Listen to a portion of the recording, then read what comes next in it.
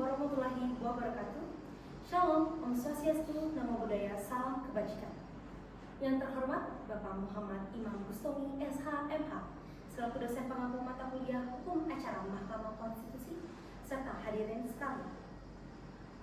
Perkenalkan, kami dari kelompok 1 akan menampilkan simulasi persidangan Mahkamah Konstitusi dengan perkara pengujian material pasal 212 ayat 2 Undang-Undang Nomor 17 Tahun 2023 tentang Kesehatan terhadap Undang-Undang Dasar Negara Republik Indonesia tahun 1945 dengan nomor register perkara 49 garing PUU garis datar 22 Romawi garing 2024. Sebelum melangkah lebih jauh, perkenalkan, saya Gabriela Esra Sinada sebagai panitera pengganti dalam persidangan ini. Perkenalkan, nama saya Hasan Kurnia Utomo selaku Hakim Ketua.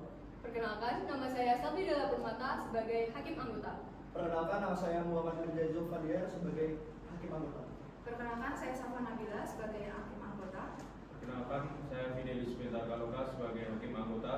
Perkenalkan, saya Dimas Haji Prasetyo sebagai Hakim Anggota. Perkenalkan, nama saya Fadil Arif Pratama sebagai Hakim Anggota. Perkenalkan, nama saya Rizka Bidi Kumala sebagai kuasa pemohon dan pemohon. Perkenalkan, saya Sofian Munte sebagai kuasa pemohon dan pemohon. Perkenalkan, saya Nia Damianti Jawifa sebagai pemerintah. Perkenalkan, saya Rayhan Yudhistira sebagai pemerintah dan saksi pemohon. Perkenalkan, saya Guntur Ramadan sebagai DPR dan saksi pemerintah. Perkenalkan, saya Yomana Wali Bersisa sebagai saksi pemohon dan ahli pemerintah. Perkenalkan, nama saya Viola Fianti sebagai ahli pemerintah dan saksi pemerintah. Perkenalkan, saya Diana Kusufira Zara sebagai pengganti Alfiandi selaku DPR. Perkenalkan, saya Yunus Masani sebagai Jadi Lumba. Perkenalkan, saya Salah Zuhadi sebagai petugas sidang.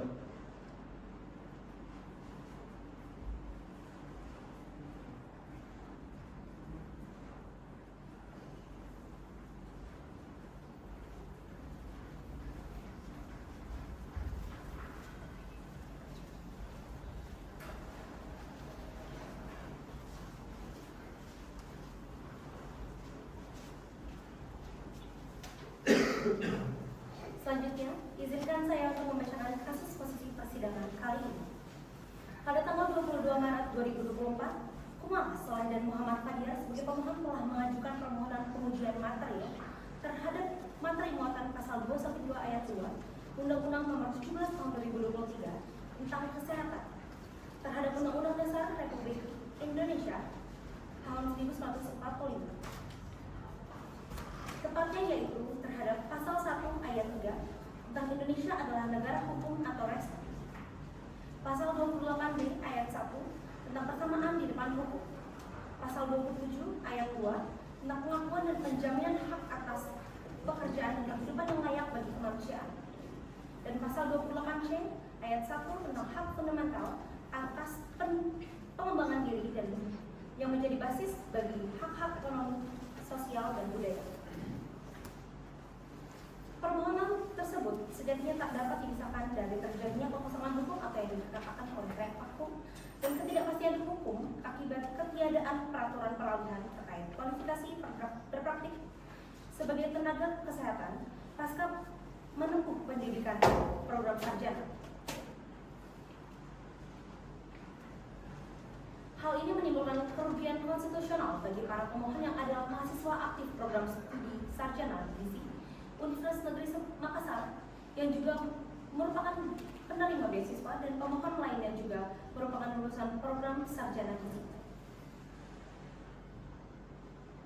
Kerugian ini muncul karena setelah keberlakuan pasal AQO, lulusan sarjana tenaga kesehatan wajib mengikuti pendidikan profesi guna dapat memperoleh surat tanda registrasi atau yang dikatakan oleh STR.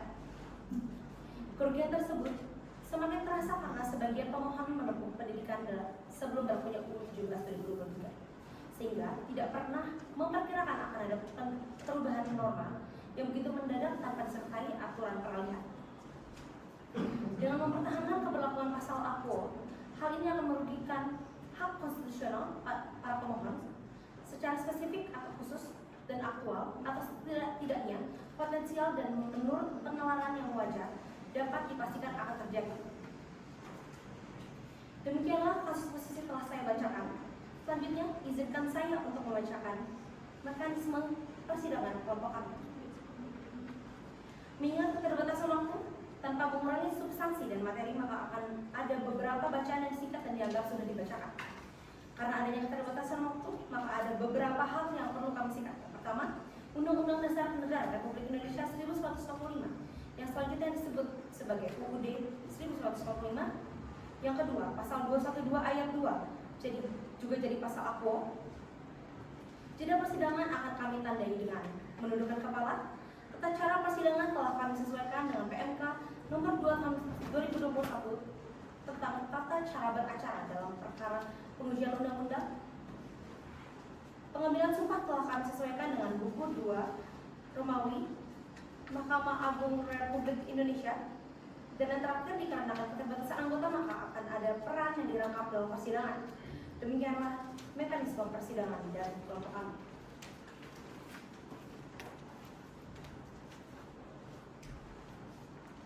Selanjutnya, izinkan saya untuk membacakan tata tertib persidangan. Yang pertama, pada saat majelis hakim memasuki dan meninggalkan ruang persidangan, semua hadirin diharapkan untuk berdiri. Yang kedua, pengunjung sidang yang hadir harus duduk dengan sopan dan tertib di tempat masing-masing dan memelihara ketertiban di dalam ruangan persidangan.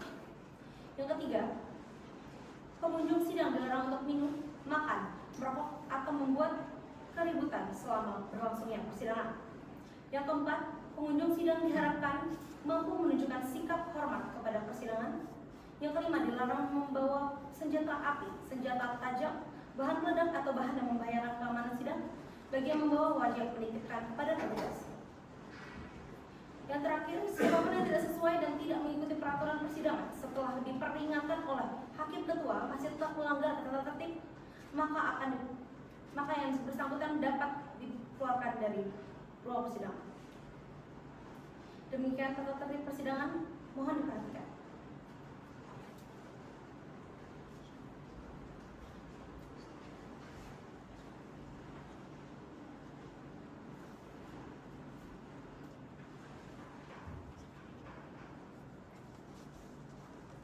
Sidang akan dimulai, para pihak dipersilakan memasuki ruang persidangan.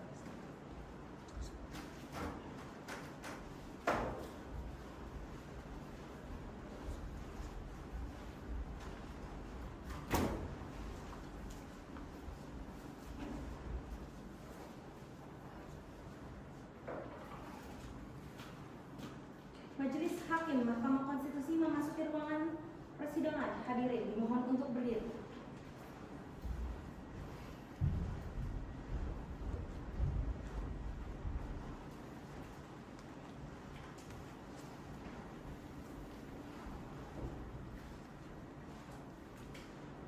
Hadirin silakan kembali.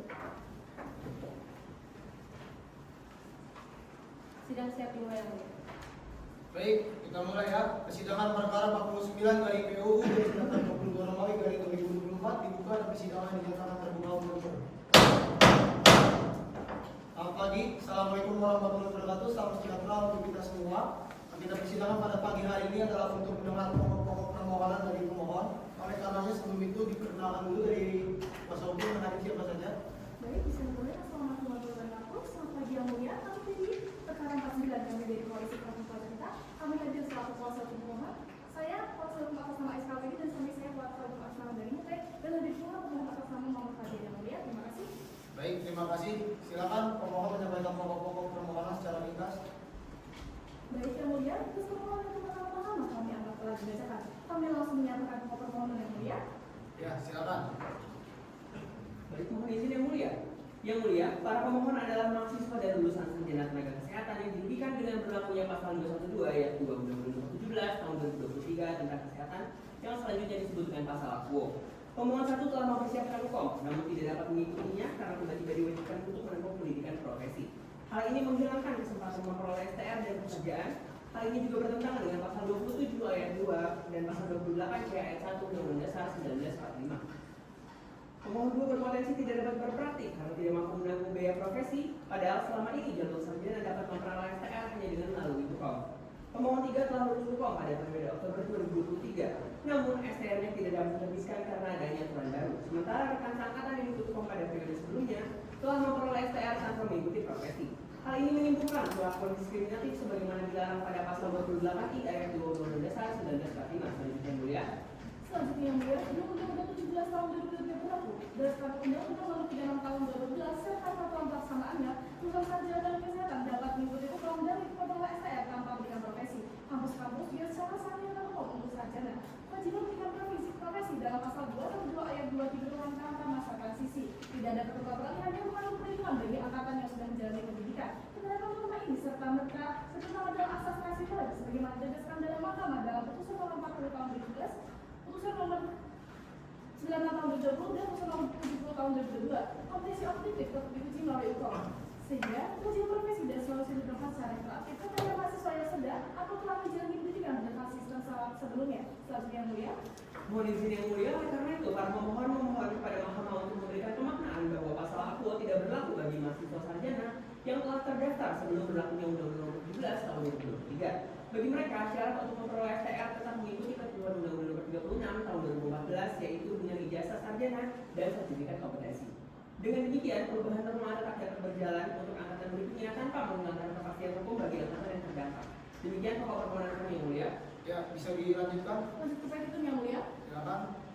Berdasarkan dari para pemohon yang telah diuraikan secara lengkap dalam posita, pengakuan para pemohon memohon kepada Yang Mulia Majelis Hakim Konstitusi yang memeriksa, mengadili, dan menguji pemohon para pemohon untuk memberi putusan sebagai berikut: 1. Mengabulkan permohonan para pemohon untuk seluruhnya.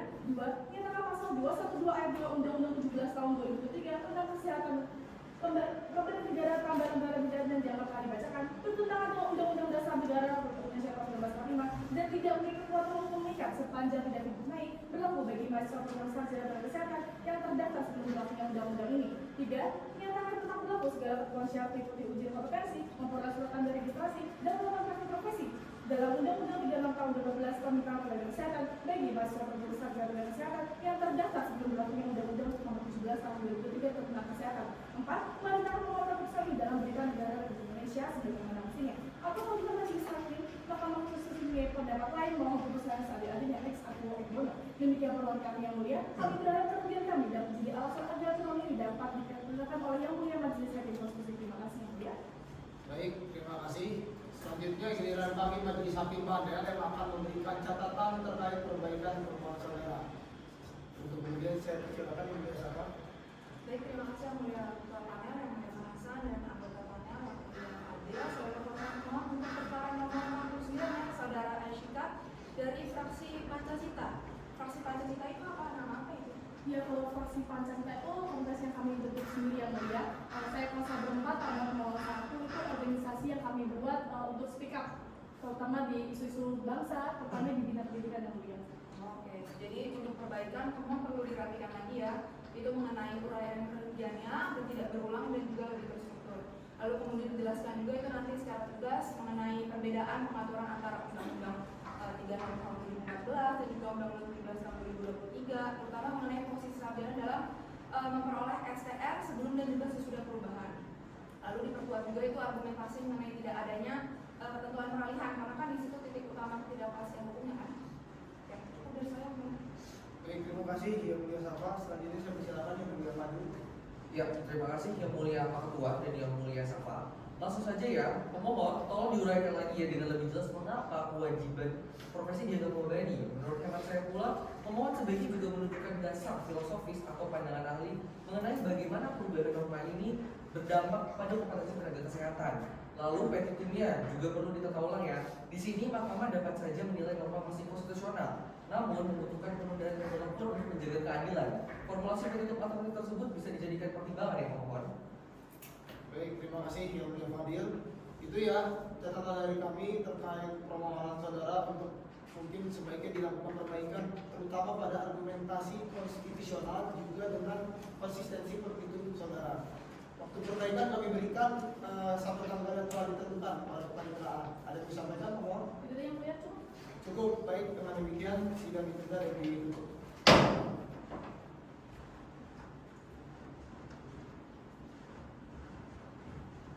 Sidang saya belum mulai. Baik, kita mulai ya. Persidangan perkara 49 dari PUU garing kata 27 Romawi garing 2024 dibuka dan persidangan dinyatakan terbuka untuk umum. Assalamualaikum warahmatullahi wabarakatuh. Salam sejahtera untuk kita semua. Silakan diperkenalkan dari pemohon yang hadir siapa? Baik, terima kasih yang mulia. Assalamualaikum warahmatullahi wabarakatuh. Selamat pagi, majelis hakim yang kami muliakan. Karena kami dari kuasa pemohon, saya kuasa atas nama SKP, jadi sama saya kuasa atas nama dari Mutena Hadi Kuat, pemohon atas nama Muhammad Nabi yang mulia. Baik, terima kasih. Agenda persidangan pada pagi hari ini adalah untuk menerima naskah perbaikan, mendengar pokok perbaikan dari pemohon, juga nanti dilanjut pengesahan alat bukti. Oleh karenanya dipersilakan untuk pemohon menyampaikan pokok-pokoknya saja. Silakan. Baik yang mulia, terima kasih. Izin kami menyampaikan secara bergilir terkait hal-hal yang menjadi pokok perbaikan pada pasal 2 ayat 2 Undang-Undang 17 tahun 2003 tentang kesehatan terhadap Undang-Undang Dasar Negara Republik Indonesia 1945. Meski pemohon di luar mahkamah kami akan telah dibacakan yang mulia, kami langsung ke perbaikan di bagian konstitusional. Baik, mohon izin yang mulia, izin saya membacakan tambahan dan perbaikan pada bagian konstitusional para pemohon. Pemohon 1 mengalami kerugian aktual karena perubahan mendadak dari Undang-Undang Kesehatan yang menyebabkan tidak dapat mengikuti hukum yang telah dipersiapkan, sehingga menghambat hak atas pekerjaan dan kehidupan yang layak. Pemohon 2 berpotensi tidak dapat berpraktik sebagai tenaga kesehatan karena beban pendidikan profesi yang tidak mampu ditempuh, sehingga menghalangi pemanfaatan ijazah dan hak atas pekerjaannya. Kemudian pemohon 3 telah lulus UKOM pada periode Oktober 2023, namun tidak dapat memperoleh STR karena diberlakukannya pasal 2. Namun, sementara lulusan Desember 2022 telah memperoleh STR tanpa mengikuti pendidikan profesi. Hal ini menimbulkan perlakuan diskriminatif. Selanjutnya yang mulia. Baik, selanjutnya ketambahan poster kami yang mulia. Poster bagian A, sebelum berlakunya pasal 212 ayat 2 Undang-Undang 17 tahun 2023, lulusan sarjana kesehatan dapat mengikuti hukum dan memperoleh STR tanpa pendidikan profesi sebagaimana praktik di berbagai perguruan tinggi serta ketentuan Permenkes nomor 26 tahun 2017 yang memiliki sarjana dan profesi sebagai tenaga gizi yang dapat memperoleh STR. Dengan demikian, rezim sebelumnya tidak mengandung larangan terhadap praktik lulusan sarjana. Dilanjutkan oleh kawan saya yang mulia terkait tambahan yang lain. Silakan. Baik, saya lanjutkan yang mulia, kami langsung bagian C. Kami menambahkan pada posisi bagian C. 1. Pemberlakuan kewajiban profesi secara serta-merta bertentangan dengan asas prastoya sebagaimana ditegaskan dalam Putusan MK nomor 49 tahun 2011, Putusan MK nomor 96 tahun 2020 dan Putusan MK nomor 70 tahun 2022. 2. Kompetensi seharusnya diukur melalui hukum, bukan semata-mata melalui pendidikan profesi. 3. STR lulusan sarjana telah diterbitkan dan diakui secara sah sebelum ada berlakunya Undang-Undang 17 tahun 2023, sehingga perubahan mendadak meniadakan kepastian hukum. Oleh karenanya, pasal 10 bertentangan dengan prinsip kepastian hukum dan pasal 1 ayat 3 Undang-Undang Dasar 1945. Dilanjutkan oleh rekan saya, boleh? Silakan. Baik, saya izin melanjutkan yang mulia. Saya langsung ke poster bagian F. Pemohon memohon mahkamah memberikan penggunaan bahwa pasal 212 ayat 2 tidak berlaku bagi mahasiswa sarjana kesehatan yang terdaftar sebelum berlakunya Undang-Undang 17 tahun 2023. Dengan demikian, syarat STR dapat mengikuti Undang-Undang Nomor 3 tahun 2012 yaitu cukup dengan sertifikat kompetensi tanpa kewajiban pendidikan profesi. Dan pemaknaan ini memiliki persis sebagaimana dalam putusan nomor MK nomor 70 tahun 2022. Selanjutnya akan dilanjutkan oleh rekan saya yang mulia. Kami lanjut ke petitum yang mulia. Ya, silakan. Baik, berdasarkan seluruh dalil-dalil para pemohon yang telah diuraikan secara lengkap dalam posita, maka para pemohon memohon kepada Yang Mulia Majelis Hakim Mahkamah Konstitusi yang memeriksa, mengadili dan menguji permohonan para pemohon untuk memberikan putusan sebagai berikut. Mengabulkan permohonan para pemohon untuk seluruhnya, menyatakan pasal 212 ayat 2 Undang-Undang Nomor 17 tahun 2023 tentang kesehatan bertentangan dengan Undang-Undang Dasar Negara Republik Indonesia tahun 1945 dan tidak mempunyai kekuatan hukum mengikat sepanjang tidak dimaknai berlaku bagi mahasiswa program sarjana tenaga kesehatan yang terdaftar setelah berlakunya undang-undang ini. Menyatakan tetap berlaku seluruh ketentuan syarat mengikuti ujian kompetensi, memperoleh surat tanda registrasi dan melakukan praktik profesi dalam Undang-Undang Nomor 36 tahun 2014 tentang tenaga kesehatan bagi mahasiswa program sarjana tenaga kesehatan yang terdaftar sebelum berlakunya Undang-Undang Nomor 17 tahun 2023. Memerintahkan pemuatan putusan ini dalam Berita Negara Republik Indonesia sebagaimana mestinya. Atau apabila Majelis Hakim Mahkamah Konstitusi mempunyai pendapat lain, mohon putusan yang seadil-adilnya. Ekstra Kuwait dulu, terima kasih. Demikian pokok-pokok perbaikan permohonan kami yang mulia. Baik, terima kasih. Ini selanjutnya dari pemohon 49 mengajukan bukti P1 sampai P12 ya. Betul yang mulia. Coba silakan dicek. Kemudian ditandatangani di halaman terakhir.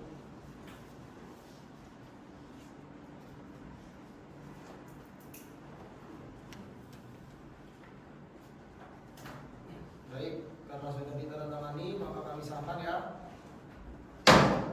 Ada lagi yang mau ditambahkan dari pemohon? Betul yang mulia, cukup. Cukup. Baik, dengan demikian sidang selesai dan ditutup.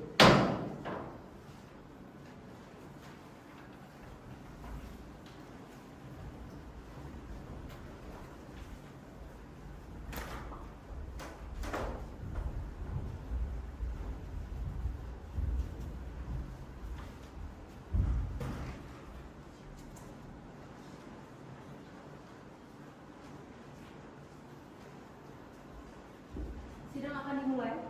Para pihak dipersilakan memasuki ruang persidangan.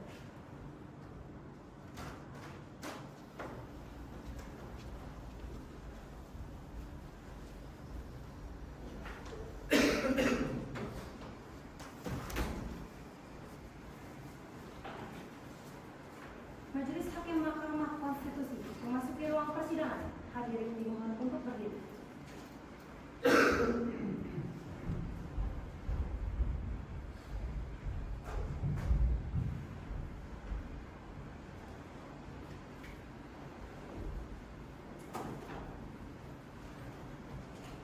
Hadirin silakan duduk kembali. Sidang siap dimulai, Yang Mulia. Baik, kita mulai ya. Persidangan 49 dari PUU garis datar 22 Romawi garing 2024 buka dan persidangan dinyatakan terbuka untuk umum. Assalamualaikum warahmatullahi wabarakatuh. Selamat siang atau selamat pagi. Salam sejahtera untuk kita semua. Salam Om Swastiastu, Namo Buddhaya. Silakan diperkenalkan dari pemohon yang hari siapa?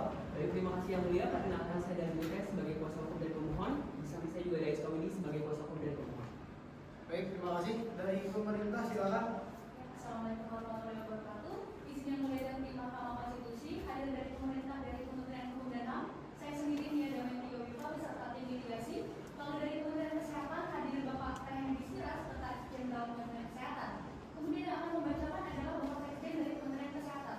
Demikian yang mulia, terima kasih. Baik Ibu, terima kasih. Agenda persidangan pada pagi hari ini atau siang hari ini adalah untuk mendengar keterangan pemerintah dan seharusnya juga mendengarkan keterangan DPR. Namun hingga hari ini DPR belum bisa mengkonfirmasi kehadirannya, maka kemudian kami akan menunda kembali sidangnya hingga DPR hadir. Oleh karenanya dipersilakan Pak Sekjen menyampaikan keterangan pemerintah, bisa langsung di halaman 8 di podium Pak.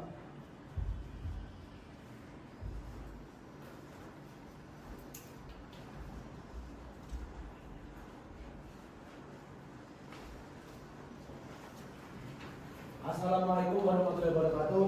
Salam sejahtera bagi kita semua. Shalom, Om Swastiastu, Namo Buddhaya, salam kebajikan, salam sehat. Yang saya hormati, Yang Mulia Ketua dan anggota Majelis Hakim Mahkamah Konstitusi Republik Indonesia. Dengan hormat yang bertanda di bawah ini. Nama: Yasona Halauli, Menteri Hukum dan Hak Asasi Manusia Republik Indonesia.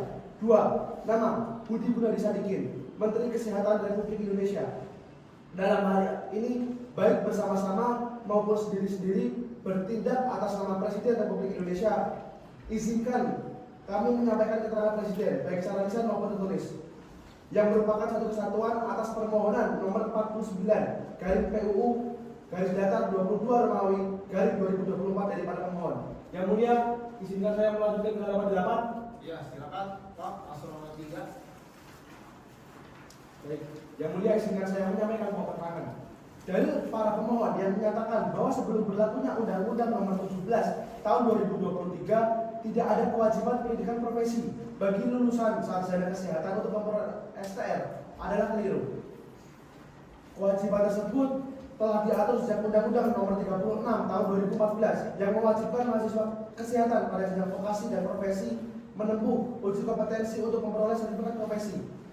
Ketentuan ini juga selaras dengan Undang-Undang Nomor 12 Tahun 2012 dan Permendikbudristek Nomor 6 Tahun 2022 yang menegaskan bahwa sertifikat profesi hanya diberikan kepada lulusan pendidikan profesi, sedangkan pendidikan akademik diperuntukkan bagi penguasaan ilmu pengetahuan, bukan praktik profesi. Dengan demikian, Undang-Undang Nomor 17 Tahun 2023 tidak menghadirkan kewajiban baru, melainkan konsisten dengan pengaturan sebelumnya. Karena sejak Undang-Undang 36 Tahun 2014, lulusan akademik memang tidak diberikan akses mengikuti uji kom. Keberadaan ketentuan peralihan tidak menimbulkan perubahan mendadak yang merugikan. Terkait dalil pembatasan hak pekerja, pemerintah menegaskan bahwa lulusan sarjana tetap dapat bekerja di bidang pelayanan kesehatan. Pembatasan praktik profesi merupakan bentuk kebijakan hukum terbuka atau open policy pemerintah dan tidak bertentangan dengan hak konstitusional sebagaimana pasal 27 ayat 2 dan pasal 28C ayat 1 Undang-Undang Dasar tahun 1945. Dengan demikian, pemerintah berpandangan bahwa pasal 212 ayat 2 Undang-Undang Nomor 17 tahun 2023 tidak bertentangan dengan Undang-Undang Dasar 1945 dan merupakan kelanjutan dari prinsip pengaturan dalam UU 36 tahun 2014 dan Undang-Undang 12 tahun 2012. Berdasarkan keterangan tersebut, pemerintah memohon kepada Yang Mulia Ketua dan anggota Majelis Hakim Mahkamah Konstitusi dapat memberikan putusan sebagai berikut. Pertama, menerima keterangan Presiden secara keseluruhan. Kedua, menyatakan bahwa para pemohon tidak memiliki legal standing. Ketiga, menolak permohonan para pemohon untuk seluruhnya atau setidak-tidaknya menyatakan permohonan para pemohon tidak dapat diterima atau NO.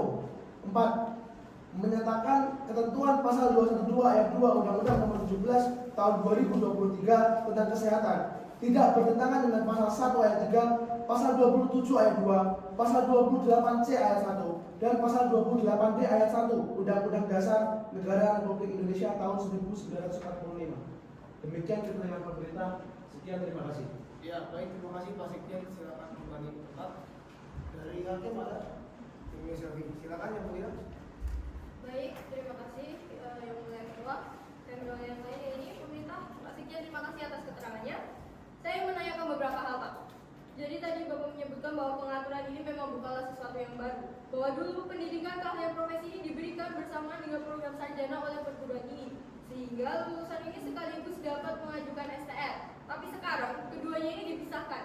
Jadi gelar sarjana ini diperoleh tanpa pendidikan profesi dan pendidikan profesinya ini dijalankan terpisah untuk memperoleh STR, seperti itu ya Pak. Nah, apakah ada perubahan kurikulum yang mengharuskan pemisahan ini Pak? Misalnya karena Undang-Undang Nomor 17 Tahun 2023 tadi. Lalu adakah data perbandingan antara sistem yang lama dan yang baru? Mana yang lebih efektif dalam mengurangi pelanggaran etika dan malapraktik itu? Lalu saya juga menyadari Pak bahwa regulasi yang kuat ini sangat penting karena tenaga kesehatan ini kaitannya dengan nyawa manusia seperti itu. Saya kira cukup saja dari saya seperti itu. Terima kasih. Selanjutnya saya persilakan Yang Mulia Fidelis. Baik, terima kasih Yang Mulia Ketua. Saya hanya mohon kepada pemerintah agar melengkapi naskah akademik dan risalah pembahasan terkait norma yang dimohonkan demikian. Selanjutnya saya ingin penjelasan lebih lanjut sebenarnya apa yang melatar belakangi dari rumusan pasal 212 ini. Jika kita baca seolah-olah pendidikan profesi baru diatur dalam Undang-Undang Nomor 17 Tahun 2023, bukan dalam Undang-Undang Nomor 36 Tahun 2014. Ini nanti tolong dijelaskan pasal mana dalam Undang-Undang 36 Tahun 2014 yang dulu mewajibkan pendidikan profesi bagi tenaga kesehatan seperti yang didalilkan pemohon.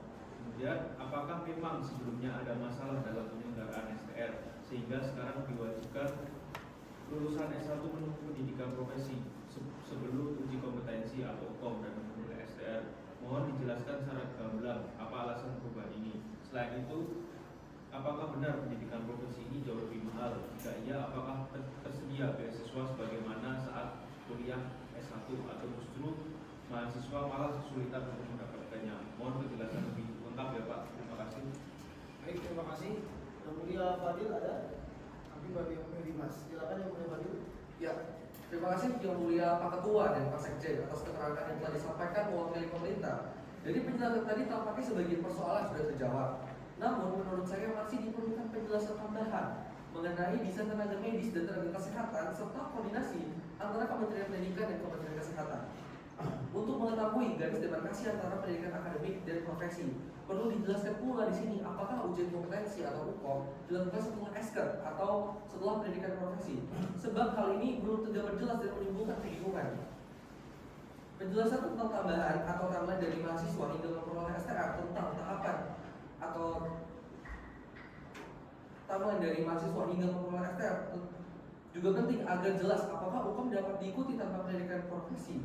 Kejelasan ini akan menentukan perlu tidaknya aturan peralihan. Selain itu, saya di sini juga menyoroti persoalan sarjana gizi. Pemerintah menyebut mereka dapat bekerja sesuai ijazah baik di bidang gizi maupun non gizi yang tidak berhubungan dengan pelayanan kesehatan. Hal ini membingungkan secara keilmuan. Sarjana gizi semestinya menjadi bagian dari pelayanan kesehatan seperti di politeknik gizi rumah sakit. Jadi perlu diperjelas apakah pemerintah memang tidak melakukan sarjana gizi untuk menjadi tenaga pelayanan kesehatan atau hanya memberikan opsi di luar bidang tersebut. Mungkin dari saya itu Yang Mulia. Terima kasih. Baik, terima kasih Yang Mulia Fadil. Selanjutnya Yang Mulia Dimas, silakan. Baik, terima kasih Yang Mulia Pak Ketua. Terima kasih Pak Sekjen atas keterangan Presiden yang disampaikan oleh Pak Sekjen tadi. Meskipun di sini saya juga melihat hal yang sama bahwa ini termasuk paket ringkas keterangan yang tadi dibacakan maupun naskah asli yang telah diserahkan. Saya barangkali ini dari Pak Sekjen atau Wakil Presiden ya, supaya kita itu memiliki pemahaman yang utuh dan benar. Saya ingin mohon penjelasan, mungkin nanti juga bisa disampaikan dan ditambahkan atau dijelaskan langsung bahwa dengan Undang-Undang Nomor 17 Tahun 2023 ini ke depan pemerintah membentuk undang-undang meletakkan satu prinsip bahwa pelayanan medis dan pelayanan kesehatan itu hanya bisa dilakukan oleh tenaga medis dan atau tenaga kesehatan. Apakah memang benar seperti itu? Saya kira itu saja. Terima kasih Yang Mulia.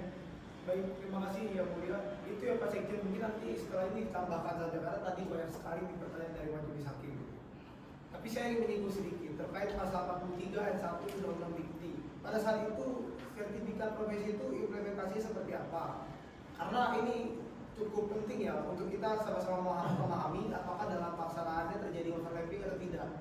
Itu sih yang pertama. Yang kemudian terkait sertifikat profesi yang sudah ada di Undang-Undang 12 tahun 2012 ini itu seperti apa? Apakah hanya penegasan pada pasal tadi di Undang-Undang Dikti itu? Karena kan kalau dari para pemohon ini kan dulu belum ada ketentuan, tiba-tiba ujuk-ujuk ada ketentuan ini Pak. Ini tolong diperjelaskan ya Pak. Ada yang disampaikan Pak Sekjen atau mungkin Ibunya mau menyampaikan sebagai tertulis. Terima kasih yang mulia atas majelis hakim. Jadi tadi ada beberapa sekali dari pertanyaan Bu Selvi, Pak Fidel, Pak Fadil, Pak Dimas dan juga Pak Hasan. Mungkin untuk tanggapannya dari kami nanti akan menyampaikan secara tertulis saja Pak. Oke, baik.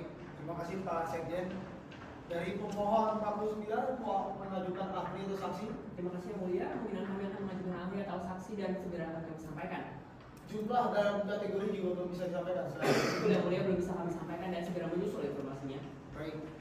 Kalau begitu nanti segera disampaikan ke paniteraan karena nanti kami akan juga mempertimbangkan sekiranya di RPH apakah menyetujui untuk menghasilkan ahli atau saksi ya. Jika ingin menyampaikan ahli, ketentuannya tolong maksimal 1 sampai 2 hari kerja sebelum persidangan itu sudah disampaikan CV dan keterangan. Dan kemudian jika ahlinya dari kampus, tolong ada surat izin minimal tingkat dekan misalnya. Kalau ahlinya bisa dosen.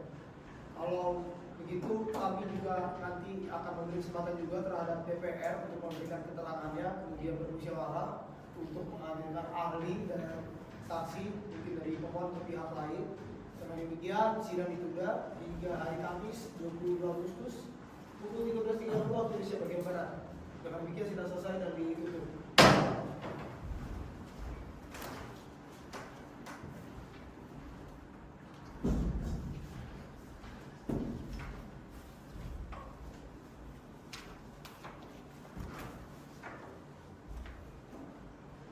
Sidang akan dimulai. Para pihak dipersilakan memasuki ruang persidangan.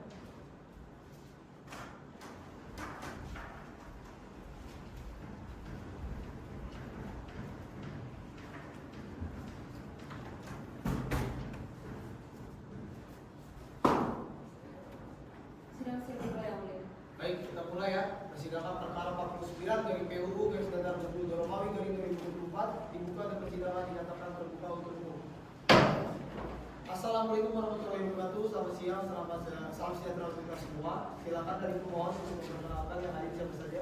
Baik Yang Mulia, terima kasih. Selamat siang, selamat sejahtera bagi kita semua. Perkenalkan dari Pemda, saya telah Aisyah Kuasa Kuasa Pemohon dan sampai saya Kuasa Kuasa dari Mute.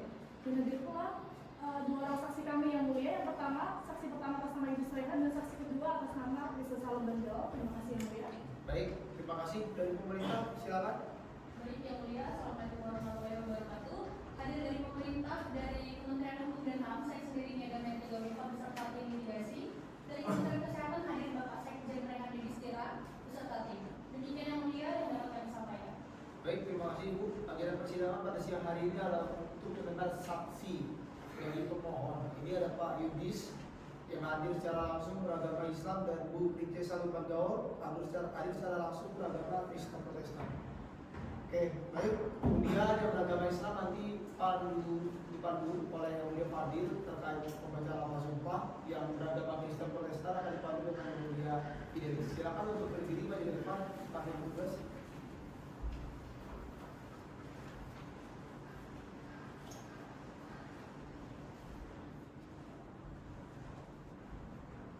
Baik, ikuti lafaz sumpah yang saya sampaikan ya.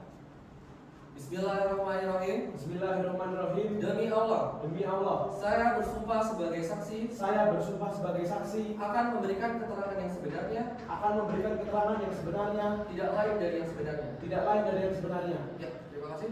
Terima kasih Yang Mulia Fadil. Silakan Yang Mulia Yulis. Baik, ikuti lafal dan yang saya tuntut.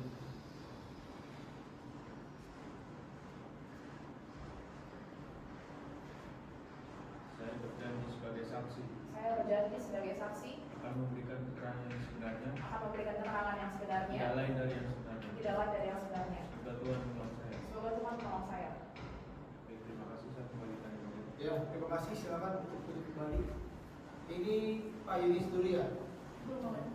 Baik, Pak Yunis silakan menyampaikan keterangannya atau kesaksiannya. Waktu kurang lebih 10 menit di podium ya Pak. Silakan. Baik Yang Mulia Majelis Hakim Mahkamah Konstitusi. Pendudukan saya sebagai saksi dalam perkara nomor 49 adalah untuk menjelaskan fakta-fakta yang saya alami dan juga saya ketahui. Keterangan ini saya sampaikan guna menanggapi jawaban Kementerian Kesehatan yang menyatakan bahwa ketentuan pasal 212 ayat 2 Undang-Undang Nomor 17 Tahun 2023 sebenarnya sudah ada dalam Undang-Undang Nomor 36 Tahun 2014, sehingga lulusan sarjana tenaga kesehatan tetap wajib menempuh pendidikan profesi dan tidak dapat mengikuti uji kompetensi, karena pendidikan sarjana hanya dapat dipersiapkan untuk pengembangan ilmu, bukan praktik. Terhadap keterangan tersebut, saya perlu menjelaskan bahwa hal itu tidak benar. Berdasarkan pengalaman saya sebagai lulusan sarjana tenaga kesehatan dari S1 Farmasi Stikes Muhammadiyah Cirebon pada tahun 2022, kenyataannya tidak demikian. Itu apa yang saudara alami? Bukan dikatakan wajib itu. Setelah lulus S1, saya telah mendapatkan STL tanpa mengikuti pendidikan profesi lebih dahulu. Hal yang sama juga dialami oleh beberapa teman seangkatan saya, bahwa setelah lulus pendidikan sarjana bisa langsung mendapatkan STR. Itu STR-nya surat tanda registrasi tenaga teknis kefarmasian, yang sekarang di undang-undang terbaru itu tenaga vokasi farmasi. Kemudian Yang Mulia, kalau berdasarkan pengklasifikasian tenaga kesehatan yang terdapat pada pasal 11 ayat 1 Undang-Undang 36 tahun 2014, saya masuk di kelompok tenaga kefarmasian Yang Mulia. Ada lagi mau disampaikan? Cukup Yang Mulia. Oke, baik. Nanti kalau ada pertanyaan akan dilakukan dengan saya ambil ya. Tapi saya penasaran Pak. Tadi dengan cara apa itu ya profesi? Apakah dengan ujian Pak? Ya, sertifikat profesi saya itu dilakukan secara hukum Yang Mulia, tanpa melalui pendidikan profesi. Oke, baik. Itu silakan kembali sebentar Pak. Terima kasih.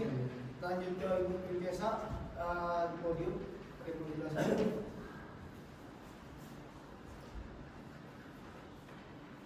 Yang Mulia, perkenalkan saya untuk diri. Nama saya Bersisa Lugangau, alumni S1 Gizi Universitas Negeri Makassar. Saya hadir sebagai saksi untuk menyampaikan pengalaman dan permasalahan yang saya hadapi terkait berlakunya Undang-Undang 17 tahun 2023 yang menurut saya menghambat saya dalam mencari pekerjaan. Sebagai lulusan S1 yang sedang melamar pekerjaan, saya merasa dibatasi karena aturan ini membuat saya tidak bisa langsung mengikuti UKOM, di mana UKOM itu dibutuhkan untuk penerbitan STR. Di lapangan, setelah lulus saya mengalami banyak kendala karena tidak memiliki kualifikasi untuk melamar pekerjaan di bidang kesehatan maupun posisi non-gizi. Akibatnya saya merasa sangat dirugikan karena tidak bisa bekerja sesuai dengan bidang saya yang mulia. Baik, terima kasih. Silakan kembali ke tempat Bu. Dari pemohon ada mau ditanyakan untuk saksi-saksinya? Baik Yang Mulia, terima kasih. Kami akan memperdalam terkait yang pertama dari Pak Yunis terlebih dahulu. Baik, dikumpulkan ya pertanyaan karena dialog dari Pak Yunis, Bu Biasa dipahami dan dicatat ya. Baik Yang Mulia, terima kasih. Saudara saksi, Bapak Yunis, saya memiliki beberapa pertanyaan untuk memperjelas kedudukan saudara terkait kewajiban profesi sebelum berlakunya Undang-Undang 17 tahun 2023. Jadi pertama, saudara menyampaikan bahwa setelah lulus saudara langsung dapat mengikuti UKOM. Mau dijelaskan UKOM tersebut dilaksanakan kapan dan berapa lama? Rentang waktu dari uji kompetensi hingga penerbitan STR. Kemudian yang kedua, selama menempuh pendidikan S1, apakah saudara pernah mendengar atau mengetahui informasi bahwa setelah lulus S1, saudara tidak langsung dapat bisa berpraktik tanpa mengikuti pendidikan profesi? Kemudian yang ketiga, setelah berlakunya Undang-Undang Nomor 17 tahun 2023, apakah terdapat perbedaan kondisi dari yang saudara alami terkait STR sebelum dan sesudah Undang-Undang tersebut berlaku? Dilanjutkan saya Mulia. Ya, silakan. Baik, terima kasih Yang Mulia. Saya ingin mengajukan beberapa pertanyaan untuk memperjelas keterangan saksi. Pertama, saksi sebelumnya menjelaskan tentang adanya persyaratan STR. menjelaskan gizi pekerjaan di bidang kesehatan yang dapat dilamar lulusan gizi serta syarat dan kendala apa yang saksi temui ketika mencoba melamar pekerjaan tersebut. Selanjutnya, apakah saksi juga pernah mencari pekerjaan di luar bidang kesehatan atau di luar fasilitas kesehatan yang ternyata tak mencatat STR? Jika pernah, mohon ya dijelaskan secara rinci. Terus terakhir, kami juga meminta saksi menerangkan masalah STR yang saksi tak hadapi dan amati pula pada masa peralihan sebelum berlakunya Undang-Undang 17 tahun 2003. Baik, terima kasih. Dari pemerintah ada pertanyaan untuk saksi-saksi pemohon? Baik, terima kasih yang mulia. Izin menyampaikan pertanyaan kepada kedua saksi. Kami pertama ingin bertanya ke Pak Yudis dulu ya. Untuk Pak Yudis, pertama saya ingin mengklarifikasi, apakah pendidikan yang saudara temui itu adalah pendidikan sarjana atau pendidikan profesi? Lalu apakah kurikulumnya itu hanya menekankan pada pengetahuan dan teknologi atau di situ ada mencakup keterampilan juga? Lalu yang kedua, terkait sertifikat profesi yang saudara terima itu siapa yang menerbitkannya dan untuk keperluan apa sertifikat tersebut itu digunakan? Lalu untuk Ibu Princesa, pertanyaan yang sama juga saya ajukan kepada Ibu Princesa ya. Lalu yang kedua, apakah setelah lulus sebagai sarjana gizi, Ibu itu dapat bekerja di luar bidang kesehatan yang masih sesuai dengan keilmuan yang Ibu Princesa tempuh di bidang pendidikan? Terima kasih. Baik, dari hakim cukup. Oke, baik Pak Yudis, dijawab pertanyaannya satu-satu, singkat-singkat saja Pak. Silakan. Baik yang mulia, untuk jawaban pertama seperti yang saya jelaskan di podium tadi, saya lulusan sarjana farmasi Stikes Muhammadiyah Cirebon. Dan untuk jawaban kedua, kurikulumnya itu tentang pengembangan ilmu pengetahuan dan penekanan skill. Dan untuk yang ketiga, sertifikat profesi saya ya dikeluarkan oleh organisasi profesi karena sebelumnya Undang-Undang Nomor 36 Tahun 2014 telah mengatur bahwa sarjana farmasi itu bisa mendapatkan STR. Baik, tapi tadi dari pertanyaan yang kuasa hukum pemohon belum dijawab Pak. Oh, baik kemudian izinkan saya menjawab. Ya. Saya lulus sarjana farmasi pada September tahun 2022. 2 bulan kemudian saya mendapat informasi adanya UKOM sarjana farmasi untuk menjadi tenaga teknis farmasian dengan syarat pertama membuat KTAN sebagai anggota organisasi profesi. Pada Februari 2023, seluruh sarjana farmasi di Jawa Barat itu melakukan registrasi UKOM yang itu juga diselenggarakan oleh organisasi profesi. Pelaksanaan UKOM itu berlangsung seminggu setelah pendaftaran dan hasilnya diumumkan keesokan harinya. Saya lulus kompeten dengan nilai 89,5 dari skala 100.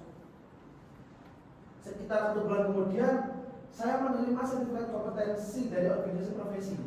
Sertifikat ini tuh menjadi syarat registrasi STR melalui KKN. Masih ada Pak? Ya, STR itu terbit 1 kali 24 jam ya mulia. Nah selanjutnya yang mulia, sebelum Undang-Undang Kesehatan Nomor 17 Tahun 2023, sarjana kesehatan atau sarjana farmasi itu tidak wajib melakukan pendidikan profesi untuk bekerja nanti. Makanya saya bisa langsung mengajukan STR.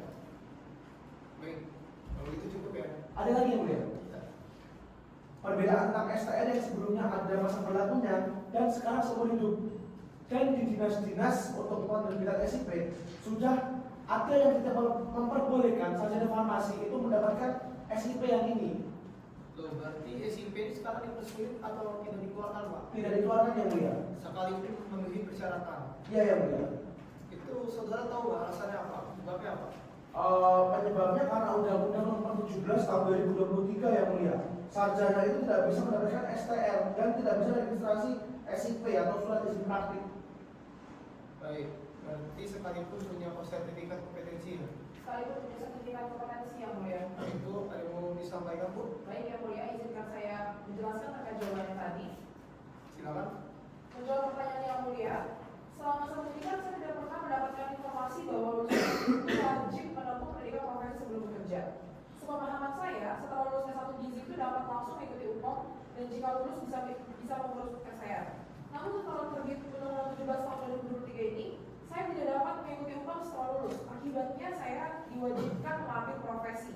Biaya pendidikan profesi sangat besar bagi saya yang mulia. Kampus penyelenggara di Indonesia juga hanya ada 9 dan di Sulawesi cuma ada 1. Serta beasiswa juga sangat terbatas. Karena itu aturan baru ini menghambat saya dalam mencari pekerjaan sesuai dengan bidang saya yang mulia. Baik, tadi Ibu Nia ada yang mau disampaikan Bu, silahkan kasih. Izin yang mulia, ada satu yang belum dijawab oleh Ibu Perinjani Sara, yaitu mengenai penjelasan terkait apa yang saudara ketahui tentang kawan atau teman-teman saudara itu bisa bekerja di luar yang saudara jelaskan tentang itu. Itu yang pertama. Yang kedua, apakah saudara juga sudah pernah mendaftar Bu, sebagai kalau PNS? itu kan Ibu tadi minta pertanyaan belum dijawab. Kenapa tiba-tiba malah nambah satu pertanyaan? Saya kira cukup, Bu. Izin yang mulia, bisa satu kesempatan juga yang mulia untuk menjelas. Baik, terakhir ya. Yang mulia. Ya, silakan. Baik. Iya, pengalaman sebagai prinsesa dalam mencari pekerjaan itu apakah di bidang yang bukan tenaga kesehatan ketemu dengan STM? Terus misalkan di perusahaan atau di bidang lain gitu. Itu saja yang mulia, terima kasih. Ya, yang mulia, saya sudah berusaha mencari kerja melalui sesuai dengan bidang saya. Namun untuk posisi tenaga kesehatan itu selalu mensyaratkan STM yang mulia, sehingga saya tidak bisa mendaftar. Saya kemudian mencoba mendaftar pada pekerjaan tenaga kesehatan yang masih terkait gizi seperti endokrin, catering kesehatan, kualitas kontrol industri. Dari beberapa percobaan tersebut, bahkan posisi kualitas kontrol saja mensyaratkan untuk STM yang mulia. Karena itu saya tetap terkendala memperoleh pekerjaan. Itu ya. Baik, dari pemohon dulu. Cukup yang mulia. Oke. Dari pemerintah mewajibkan ahli atau saksi? Ya, mohon izin yang mulia. Jadi kalau untuk pemerintah sidang berikutnya akan menghadirkan 3 orang ahli. Baik, 3 ahli ya. Kalau begitu nanti didatangkan di sidang terjadwal berikutnya ya. Terima kasih yang mulia. Untuk itu kami memberi kesempatan terhadap pemerintah untuk mengajukan 3 ahli di perkara pasal 9. Maka kemudian sidang ditunda hingga hari Rabu tanggal 4 September 2024 pukul 10.30 waktu Indonesia bagian Barat. Kalau CV dan keterangan maksimal 2 hari kerja sebelum persidangan sudah disampaikan kepada kami ya, agar kami juga di FPH nanti bisa diputuskan untuk dihadirkan atau tidak. Juga untuk mengajukan ahli kalau melalui online dipersiapkan juru sumpah dan perangkat penyumpahannya ya. Dengan demikian sidang selesai dan ditutup.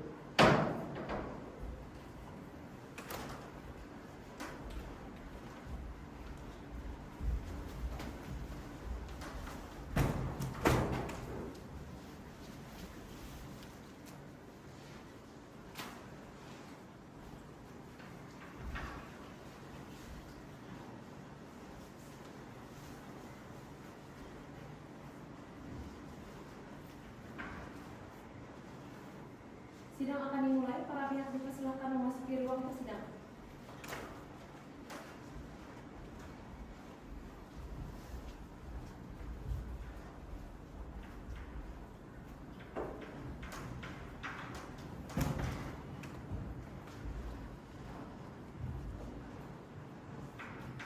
Sidang siap dimulai yang mulia. Baik, kita mulai ya. Persidangan perkara 49 dari PUU garis datar 20 Romawi garis 2004 dibuka dan persidangan dinyatakan terbuka untuk umum. Assalamualaikum warahmatullahi wabarakatuh. Salam sejahtera untuk kita semua. Silakan perkenalkan dulu dari pemohon yang hadir siapa saja. Baik, terima kasih yang mulia. Selamat wabarakatuh. Salam sejahtera bagi kita semua. Taat kami selaku kuasa pemohon. Saya hadir langsung SKWD dan suami saya kuasa hukum atas nama dari Menteri yang mulia. Terima kasih. Baik, terima kasih. Dari DPR silakan DPR. Terima kasih yang mulia, kami dari DPR yang hadir. Saya bisa Ramadan A331 fraksi Golkar bersama dengan tim yang ahli dari Bapak. Terima kasih. Baik, terima kasih. Dari pemerintah silakan. Terima kasih yang mulia. Salam sejahtera untuk kita semua. Kami kuasa hukum presiden yang berada pada persidangan hari ini dari Kementerian Kesehatan. Ada saya sendiri, Pak Yang Yudhistira, dan Ibu Nia Damayanti Gaurifa dari Kemenkumham. Pada kesempatan ini, kami dari pemerintah menghadirkan 2 orang ahli yang hadir secara luring. Ada Profesor Dr. Insinyur Yohana Romawi dan Ibu Viola PhD. Dan ada Bapak Abdian Ramadan yang memberikan keterangan secara tertulis. Demikian yang mulia. Terima kasih. Baik, terima kasih Pak Sekjen. Agenda persidangan pada pagi hari ini adalah untuk mendengar keterangan dari DPR dan ahli dari pemerintah. Sebelum beranjak lebih jauh DPR memberi keterangan, ini saya cross check dulu pemerintah mengajukan ahli. Yang pertama Ibu Profesor Dr. Insinyur Yohana Romawi hadir secara langsung beragama Kristen Protestan ya Bu. Kemudian Ibu Viola agama Islam hadir juga secara langsung. Oleh karenanya sebelum memberi keterangan diminta untuk ke depan membaca kalimat sumpah yang beragama Islam dipandu dengan yang mulia Fadil, yang beragama Kristen dipandu dengan yang mulia Fidelis. Silakan yang mulia Fadil, silakan maju ke depan.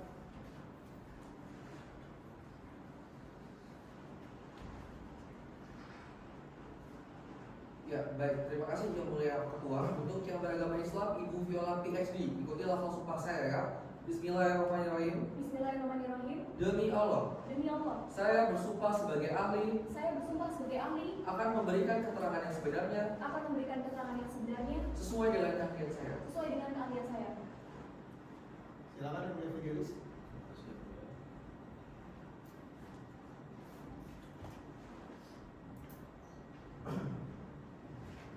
Selanjutnya untuk Prof. Yohana, ikutilah pola sumpah yang saya sampaikan ya. Saya berjanji sebagai ahli Saya berjanji sebagai ahli akan memberikan keterangan yang sebenarnya, akan memberikan keterangan yang sebenarnya, tidak lain dari yang sebenarnya. tidak lain dari yang sebenarnya. Semoga Tuhan menolong saya. Semoga Tuhan menolong saya. Terima kasih. Saya kembalikan Yang Mulia. Baik, terima kasih Yang Mulia. Silakan kembali ke tempat. Kemudian saya persilahkan dari DPR untuk menyampaikan keterangan bisa di podium Pak. Silakan.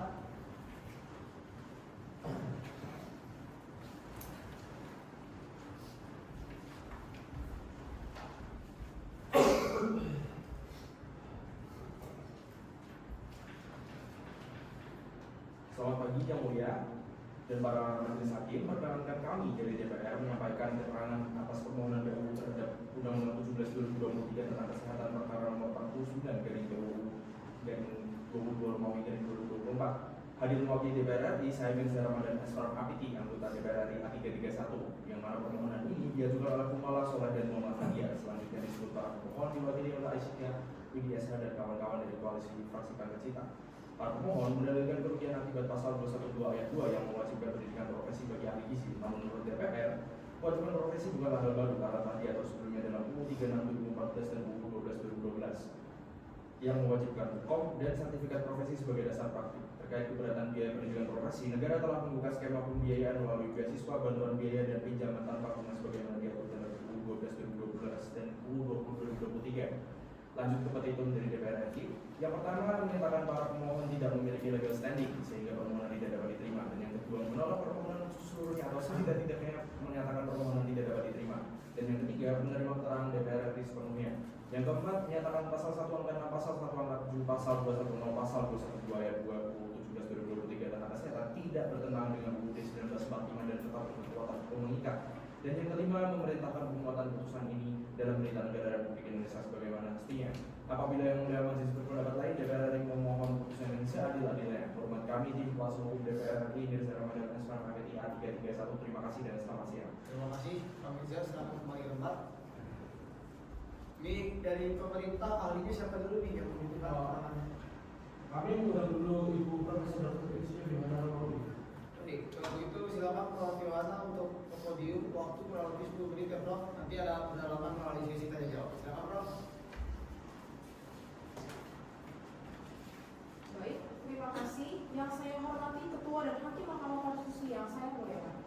Assalamualaikum warahmatullahi wabarakatuh. Selamat pagi, salam sejahtera untuk kita semua. Om Swastiastu, Namo Buddhaya, salam kebajikan rahayu. Pada kesempatan ini saya ingin menyampaikan pokok pandangan terkait profesi dan pendidikan profesi. Profesi adalah pekerjaan berperan khusus yang mensyaratkan pendidikan tinggi, registrasi, kode etik, serta standar kerja yang dijalankan di bawah organisasi profesi seperti kedokteran dan juga keinsinyuran. Pendidikan profesi menurut Undang-Undang 12 Tahun 2012 diselenggarakan oleh perguruan tinggi bersama dengan Kementerian Teknis dan Asosiasi Profesi melalui kurikulum dan uji kom. Dalam keinsinyuran, gelar insinyur dan SPRI diberikan setelah pendidikan profesi. Sebagai bentuk tanggung jawab profesional, sarjana teknik juga dapat bekerja tapi belum memikul tanggung jawab penuh. Analogi ini juga sejalan dengan pendidikan profesi kesehatan. Terkait pasal 212 ayat 1 mengatur kewajiban memperoleh ijazah dan ayat 2-nya menyatakan bahwa sertifikat profesi itu hanya dapat diperoleh setelah menempuh pendidikan profesi sesuai dengan KKMI level 7. Karena itu, sarjana berhak memperoleh sertifikat profesi dan SPR bila telah menyelesaikan pendidikan profesi dan lulus uji kom. Demikian Yang Mulia. Baik, terima kasih Prof. Silakan kembali ke tempat. Langsung Ibu Viola dilanjut. Waktu kurang lebih 10 menit juga. Silakan.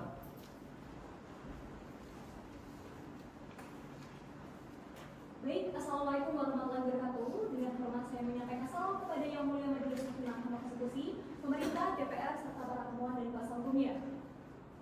Kementerian Kesehatan meminta penjelasan mengenai konsep pendidikan tinggi, perbedaan akademik, vokasi, profesi, kurikulum gizi, peluang kerja di luar sektor kesehatan, posisi lulusan di dalam sektor kesehatan dan uji kompetensi. Berdasarkan Undang-Undang Nomor 20 Tahun 2003 dan Undang-Undang Nomor 12 Tahun 2012, setiap warga negara berhak atas pendidikan tanpa diskriminasi. Pendidikan dibedakan atas jenjang, jalur, dan jenis, termasuk akademik, vokasi, profesi, dan juga spesialis. Akademik berfokus pada pengetahuan S1 sampai S3, vokasi menghasilkan tenaga terapan, dan profesi memberi keahlian khusus sarjana. Pendidikan profesi dan spesialis diarahkan pada pekerjaan dengan persyaratan khusus. Vokasi menekankan kompetensi dan praktik, sedangkan akademik menekankan kemampuan berpikir kritis dan teoritis dengan evaluasi berupa uji kompetensi untuk profesi atau vokasi dan uji komprehensif untuk akademik. Pendidikan gizi mencakup D3 hingga doktor dan membuka berbagai peluang kerja di berbagai sektor, termasuk tenaga kesehatan. PP nomor 28 tahun 2024 membagi SDM kesehatan menjadi tenaga kesehatan, tenaga medis dan pendukung dengan uji kompetensi wajib bagi tenaga medis dan juga tenaga kesehatan. Berdasarkan PP nomor 57 tahun 2022, pendidikan profesi dan juga vokasi dapat diselenggarakan sesuai dengan perangkat Kemendikbudristek. Lulusan D3, D4 dan juga profesi gizi yang lulus uji kompetensi berhak memperoleh STR dan SIP. Namun, lulusan akademik itu dapat bekerja tanpa STR dan juga SIP. Uji kompetensi itu tidak relevan bagi lulusan akademik karena arah karir mereka beragam, dan perampasan uji kompetensi itu justru membatasi ruang kerja mereka. Demikian keterangan dari saya, terima kasih yang mulia.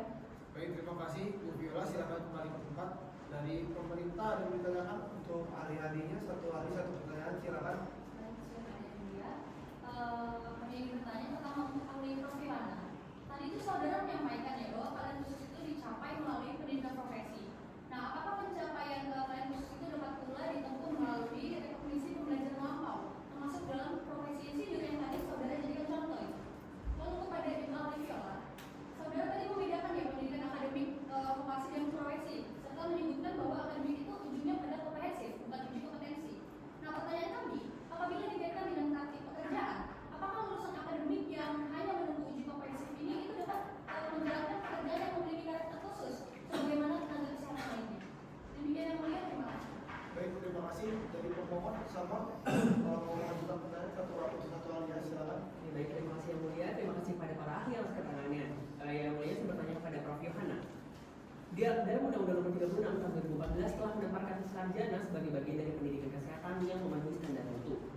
Dengan kewajiban profesi dalam Undang-Undang Nomor 17 Tahun 2023, apakah lulusan sarjana sebelum undang-undang ini kini dianggap tidak memenuhi standar tersebut, dan apakah terdapat bukti di lapangan yang menunjukkan bahwa lulusan sarjana yang selama ini berpraktik itu menimbulkan kesalahan atau persoalan kompetensi?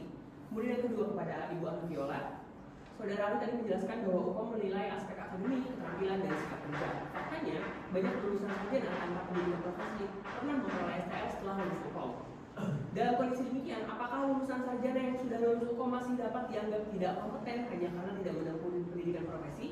Selain itu, terkait pembiayaan profesi, beasiswa apa yang konkret tersedia bagi mahasiswa yang secara ekonomi tidak mampu agar tetap dapat menempuh pendidikan profesi? Cukup yang mulia? Cukup ya. Dari DPR ada yang mau disampaikan? Untuk dari Hakim bisa ke DPR dulu mengenai keterangannya. Mungkin silakan yang mulia Safa selaku hakim panel, silakan. Terima kasih yang mulia. Jadi terkait pasal 22 ya, dulu lulusan sarjana itu termasuk ahli gizi itu dapat mengikuti UPOM dan memperoleh SR tanpa pendidikan profesi. Namun dalam Undang-Undang 17 Tahun 2023 ini pendidikan profesi itu jadi wajib. Nah, pertanyaan saya adalah, apakah dalam proses pembahasan undang-undang ini ada pertimbangan atau perlakuan khusus bagi mereka yang sudah memperoleh SPR dan tanpa pendidikan profesi, karena yang dipersoalkan para pemohon di sini itu bukan kewajiban pendidikan profesinya, tetapi ketiadaan aturan peralihan yang membuat mereka itu tiba-tiba terdampak oleh ketentuan baru tersebut. Mungkin itu saja dari saya, cukup. Terima kasih ya. Baik, terima kasih yang mulia Safa. Dari yang mulia Fidelis, silakan. Baik, terima kasih yang mulia Ketua. Terima kasih juga kepada Pak Mirza Ramadan. Saya dengar tadi kan sangat komprehensif ya, serta kepada Prof. Yohana dari Bu Viola atas penjelasannya juga. Jadi begini Bu, yang diuji ini kan pasal 212 ayat 2. Sebenarnya para pemohon yang merupakan mahasiswa ini menyadari pentingnya pendidikan profesi maupun sertifikat kompetensi. Yang dipersoalkan adalah penerapannya atau timingnya saja. Sebelum lahirnya Undang-Undang Nomor 17 Tahun 2023, lulusan sarjana kesehatan yang lulus ujian kompetensi atau UPOM sudah bisa praktik dan memperoleh STR. Namun dengan undang-undang baru ini mereka harus mengikuti pendidikan profesi lulus UPOM dan STR. Masalahnya ada sekitar 3-4 angkatan yang terdampak oleh aturan baru yang muncul tiba-tiba tanpa pengaturan masa transisi ini. Pertanyaan saya, apakah mahasiswa dari 3-4 angkatan itu jika tidak mengikuti pendidikan profesi, profesionalitasnya sangat diragukan? Padahal senior-senior mereka bisa praktik tanpa masalah. Untuk angkatan setelah undang-undang ini berlaku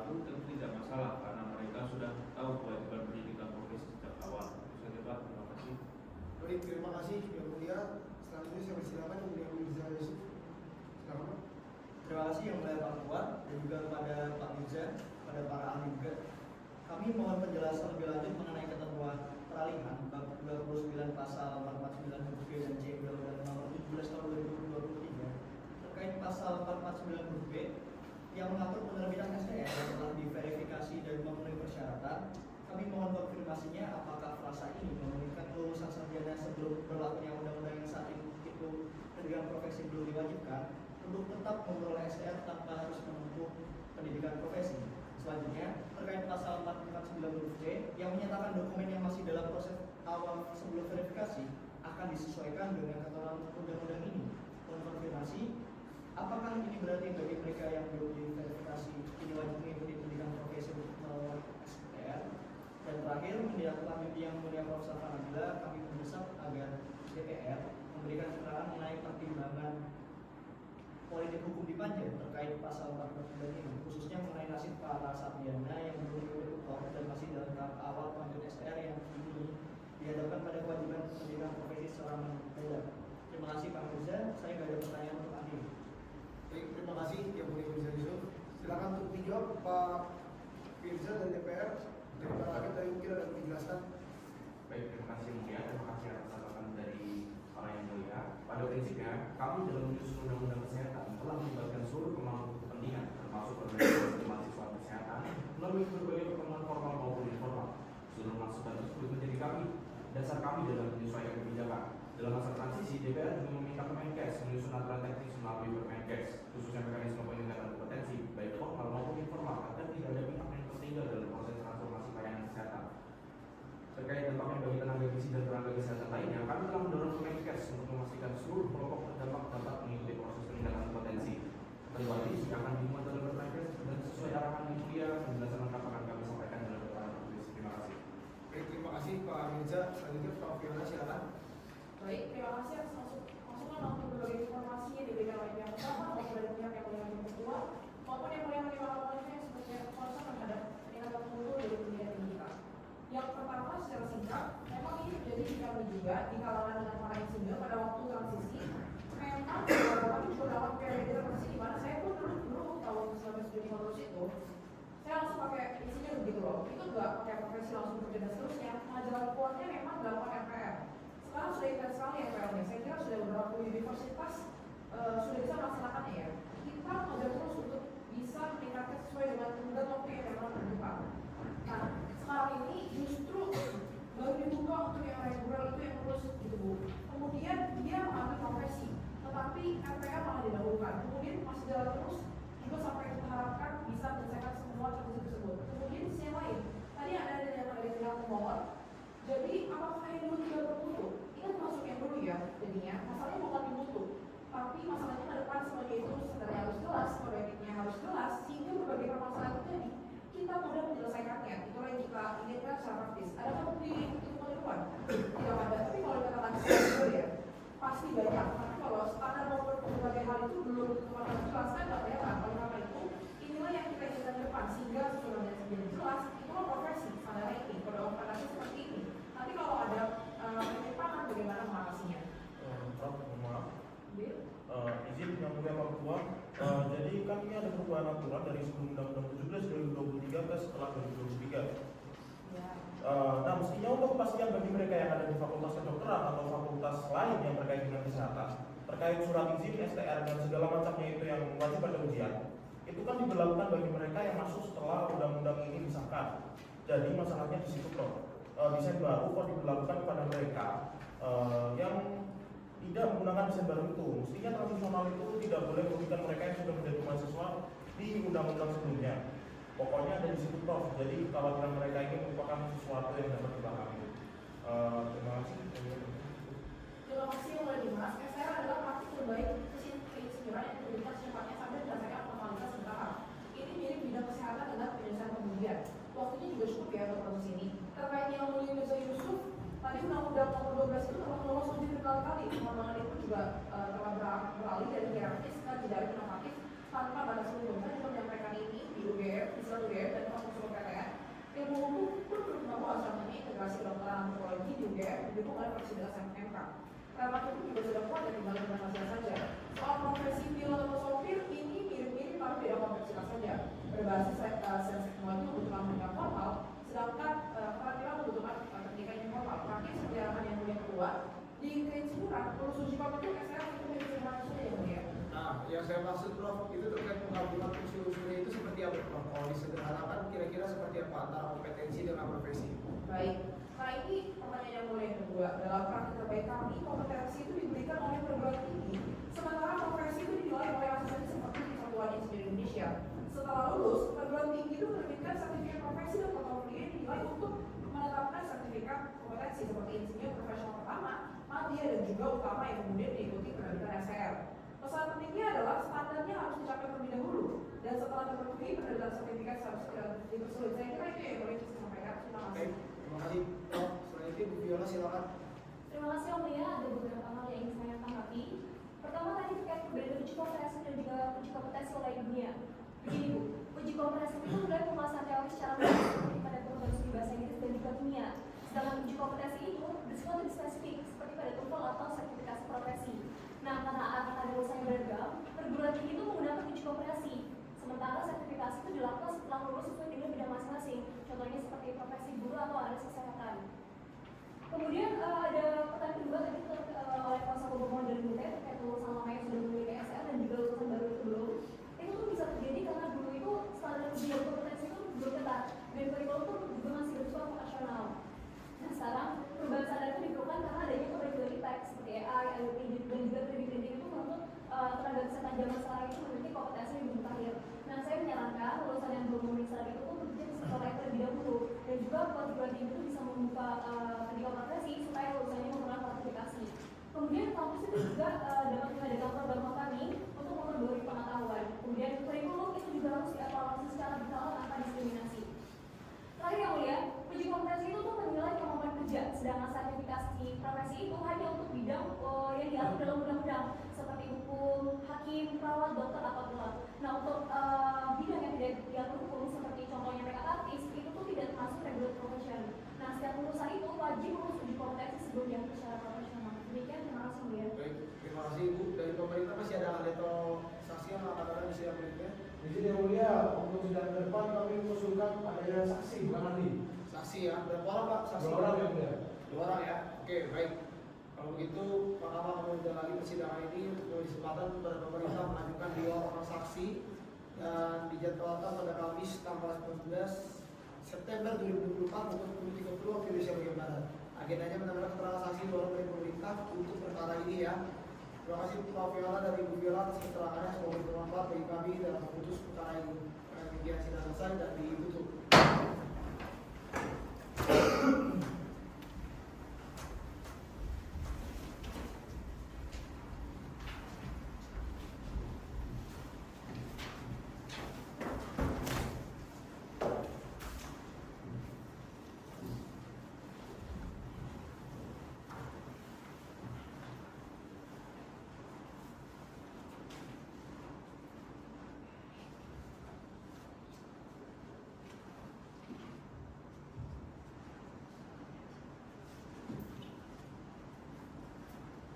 Sidang akan dimulai, para pihak dipersilakan memasuki ruang sidang.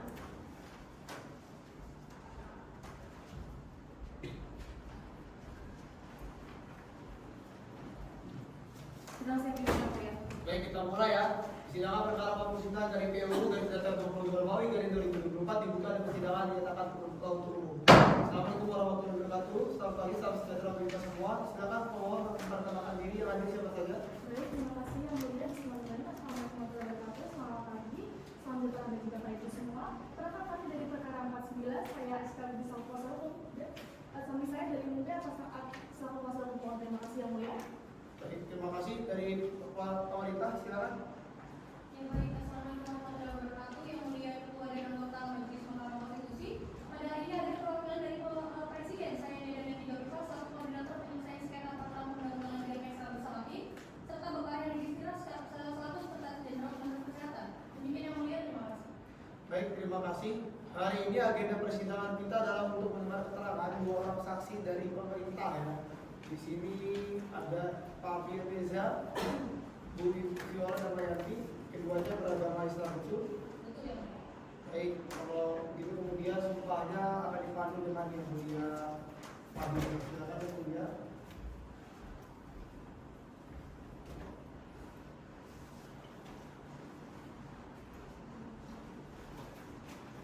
Ya, Saudari Viola Damayanti SGC Densian dan Saudara Abian Mirza SST MKM. Oke, berarti langsung sumpah yang saya sampaikan ya. Bismillahirrahmanirrahim. Bismillahirrahmanirrahim. Demi Allah, Demi Allah, saya bersumpah sebagai saksi saya bersumpah sebagai saksi akan menyampaikan keterangan yang sebenarnya, akan menyampaikan keterangan yang sebenarnya, tidak lain dari yang sebenarnya. tidak lain dari yang sebenarnya. Ya, terima kasih. Baik, terima kasih. Silakan kembali ke tempat. Terima kasih yang mulia Fadil. Ini Pak Sekjen siapa dulu yang akan menyampaikan kesaksian Pak? Pak Bian dulu ya, Beliau. Pak Bian dulu ya. Baik, kalau gitu saya persilakan Pak Bian waktu kurang lebih 10 menit di podium Pak. Baik, terima kasih yang mulia. Mohon izin saya Bian Mirza, Kepala Instalasi Pelayanan Gizi atas Pelayanan Dr. Sipang Kusumo. Saya memimpin 66 tenaga gizi yang bertugas di pelayanan rawat inap, rawat jalan serta produksi dan distribusi makanan. Penempatan SDM di kami disesuaikan dengan kompetensi tenaga yang memberikan asuhan gizi wajib memiliki SKK yang diterbitkan di rumah sakit berdasarkan STR dan SIP yang masih berlaku. Sementara tenaga tanpa SKK ditempatkan pada perencanaan produksi dan distribusi makanan. Komposisi tenaga gizi di kami itu mencakup lulusan D3, S1, S2, dan 17 dietitian. Sebanyak 34 tenaga akademik wajib melanjutkan pendidikan profesi dietitian sesuai UU 17 2023 dan PP 28 2024. Kami menindaklanjuti ketentuan tersebut dengan penyesuaian kualifikasi. Merujuk pula pada surat edaran Dirjen Nakes. Saat ini tenaga akademik menempuh pendidikan profesi melalui 2 jalur, reguler dan RPL. RPL memungkinkan pembelajaran dari biaya pendidikan dan ditutup dengan hukum untuk memperoleh sertifikat profesi dan STR baru. Sementara sisanya mengikuti jalur reguler melalui untuk program tugas belajar Kemenkes. Demikian keterangan yang dapat saya sampaikan secara jujur tanpa tekanan dari pihak manapun. Terima kasih. Baik, terima kasih Pak Bian. Silakan kembali ke tempat. Tapi saya penasaran Pak. Tadi itu biaya 1 semester berapa Pak? Biayanya sekitar 9 sampai 14 juta rupiah per semester. Oke, baik. Cukup. Kalau begitu saya persilakan Ibu Viola. Waktu kurang lebih sama, mungkin di podium.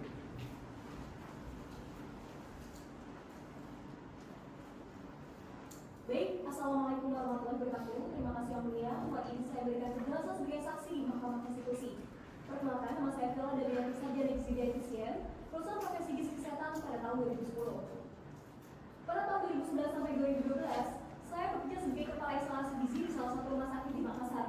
Nah, dalam pekerjaan saya tersebut, saya melakukan asuhan dan juga konsultasi gizi langsung kepada pasien. Karena bekerja secara direct ke pasien, jadi saya kebetulan STR sebagai syarat. Itu adalah pengalaman kerja klinis saya di awal karir. Kemudian pada tahun 2015 sampai 2022, saya bekerja sebagai manajer di perusahaan catering yang ditempatkan di Rumah Sakit Jakarta tanpa STR. Karena saya berperan di bidang manajerial dan juga tidak berinteraksi langsung dengan pasien. Saya itu mengelola catering, asuhan gizi, dan juga operasional termasuk menyiapkan unit, tenaga kerja, dan juga bahan makanan untuk pasien. Nah, sejak tahun 2022 hingga sekarang, saya itu bekerja sebagai head operation dan juga dietitian di perusahaan catering yang mengkoordinasi layanan makanan rumah sakit di Jakarta. Nah, dalam peran manajerial ini, saya tuh tidak membutuhkan STR karena tidak berinteraksi langsung dengan pasien. Saat S1, saya tuh tidak memperoleh STR, namun setelah saya lulus, kemudian saya lanjutkan profesi, kemudian saya juga lulus uji kompetensi, saya tuh berhak atas STR sebagai dietitian. Ini keterangan dari saya, terima kasih Om ya. Baik, terima kasih Ibu Viola. Silakan kembali ke tempat. Silakan dari kuasa Presiden atau pemerintah mau dari saksinya, baik Pak Bian maupun Ibu Viola, silakan. Baik, terima kasih yang mulia. Kami ingin bertanya untuk yang pertama itu dari Pak Bian. Tadi saksi menyampaikan bahwa tenaga gizi yang belum punya SKK itu ditempatkan pada perencanaan produksi dan distribusi ya Pak. Nah, pertanyaan saya, apakah ada perbedaan antara mereka yang belum punya SKK dan mereka yang sudah punya SKK? Apakah penempatannya memang harus berbeda? Nah, menurut pengetahuan saudara saksi sendiri, apa perbedaan terkait penempatan tadi itu? Lalu yang kedua, apakah pendidikan profesi yang melalui jalur pendidikan formal? Dan tadi saudara sampaikan bahwa melalui FPL itu merupakan salah satu pilihan memiliki kompetensi yang sama setelah ditempuh.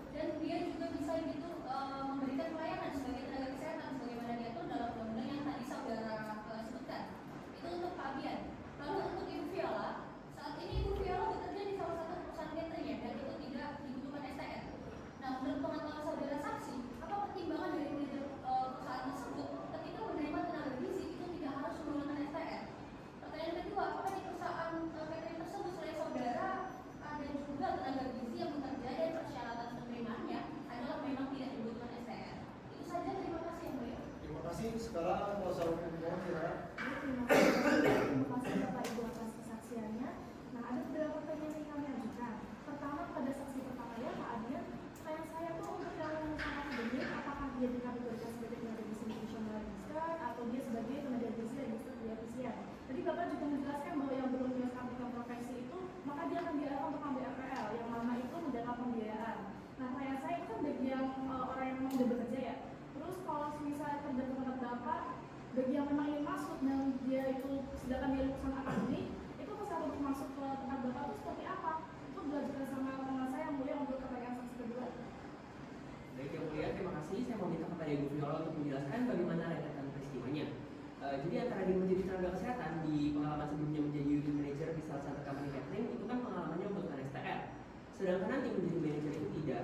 Apakah benar-benar tidak ada pengaruhnya sama sekali atau ada? Jadi kami ingin tahu sebenarnya apakah pertimbangan diterima itu bukan karena memiliki pengalaman sebelumnya di rumah sakit sehingga tidak dibutuhkan STR-nya atau seperti apa? Pertimbangannya nanti diterima di company tersebut. Karena kondisinya, status quo-nya, pemohon kami itu adalah orang yang tidak memiliki pengalaman karena beliau adalah seorang fresh graduate. Terima kasih yang mulia. Oke, jelas ya. Dari Majelis Hakim, Ibu Yang Fadil silakan Ibu ya. Baik, terima kasih Yang Mulia. Pak Adian, hampir sama dengan pertanyaan dari kuasa pemohon. Jadi tadi memang menjadi poin penting dari keterangan saksi yang Pak Adian berikan adalah bahwa bagi yang belum mengenyam pendidikan profesi diberikan fasilitas atau pembiayaan.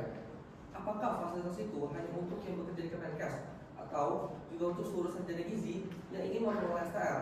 Dan apakah yang telah mendapat STR karena belum ikut pendidikan? Apakah ada yang telah mendapat STR karena belum pendidikan profesi? Untuk Ibu Viola, Ibu tadi lulus tahun 2010 ya. Apakah saat itu apakah sudah ada ketentuan wajib pendidikan profesi atau cukup ujian kompetensi untuk mendapatkan STR? Itu saja. Terima kasih. Baik, terima kasih. Lanjutnya silakan Ibu yang bisa lanjut. Terima kasih yang mulia Bapak Sidang. Saya bertanya sedikit dulu Pak Adian ya. Tadi kan Bapak menyampaikan bahwa dari 66 tenaga gizi, 34 diantaranya adalah tenaga dengan kategori akademik. Yang dimaksud dengan 34 orang itu dengan pendidikan kategori akademik apa saja? Mohon diperjelas itu satu. Yang kedua, pertanyaannya adalah apakah 34 orang ini sebelum Undang-Undang 17 tahun 2023 punya SR atau tidak? Kalaupun punya, berapa lama sih SR-nya masing-masing? Nah, saya kira perlu juga bagi kami untuk mengatakan. Nah, kenapa kok tidak 66-nya kemudian harus memiliki pendidikan lanjutan berupa pendidikan profesi? Kenapa kok hanya 34? Saya kira pertanyaannya itu saja untuk Bu Viola, saya cukup. Terima kasih. Oke, terima kasih Yang Mulia Pak Mirza. Yang Mulia Safa, silakan. Baik, terima kasih yang mulia Pak Ketua. Begini Pak Adian, ini kan sebetulnya Undang-Undang 17 tahun 2023 itu kan belum ada yang resmi berdasarkan undang-undang tersebut. Tapi memang udah ada disebutkan surat edaran di Dirnakes tahun 2024 ini kan. Nah, sekarang saya ingin bertanya begini Pak Adian. Sepanjang yang Bapak ketahui, apakah sudah ada lulusan prodi gizi yang lulus berdasarkan ketentuan Undang-Undang 17 tahun 2023 dan kemudian bekerja di instansi yang Bapak pimpin? Karena setahu saya itu karena tidak ada aturan peralihan yang dulu, maka ketika undang-undang baru ini mulai berlaku, mahasiswa prodi gizi yang masih berstatus mahasiswa di bawah undang-undang 3 tahun 2014 itu langsung terkena ketentuan baru tersebut.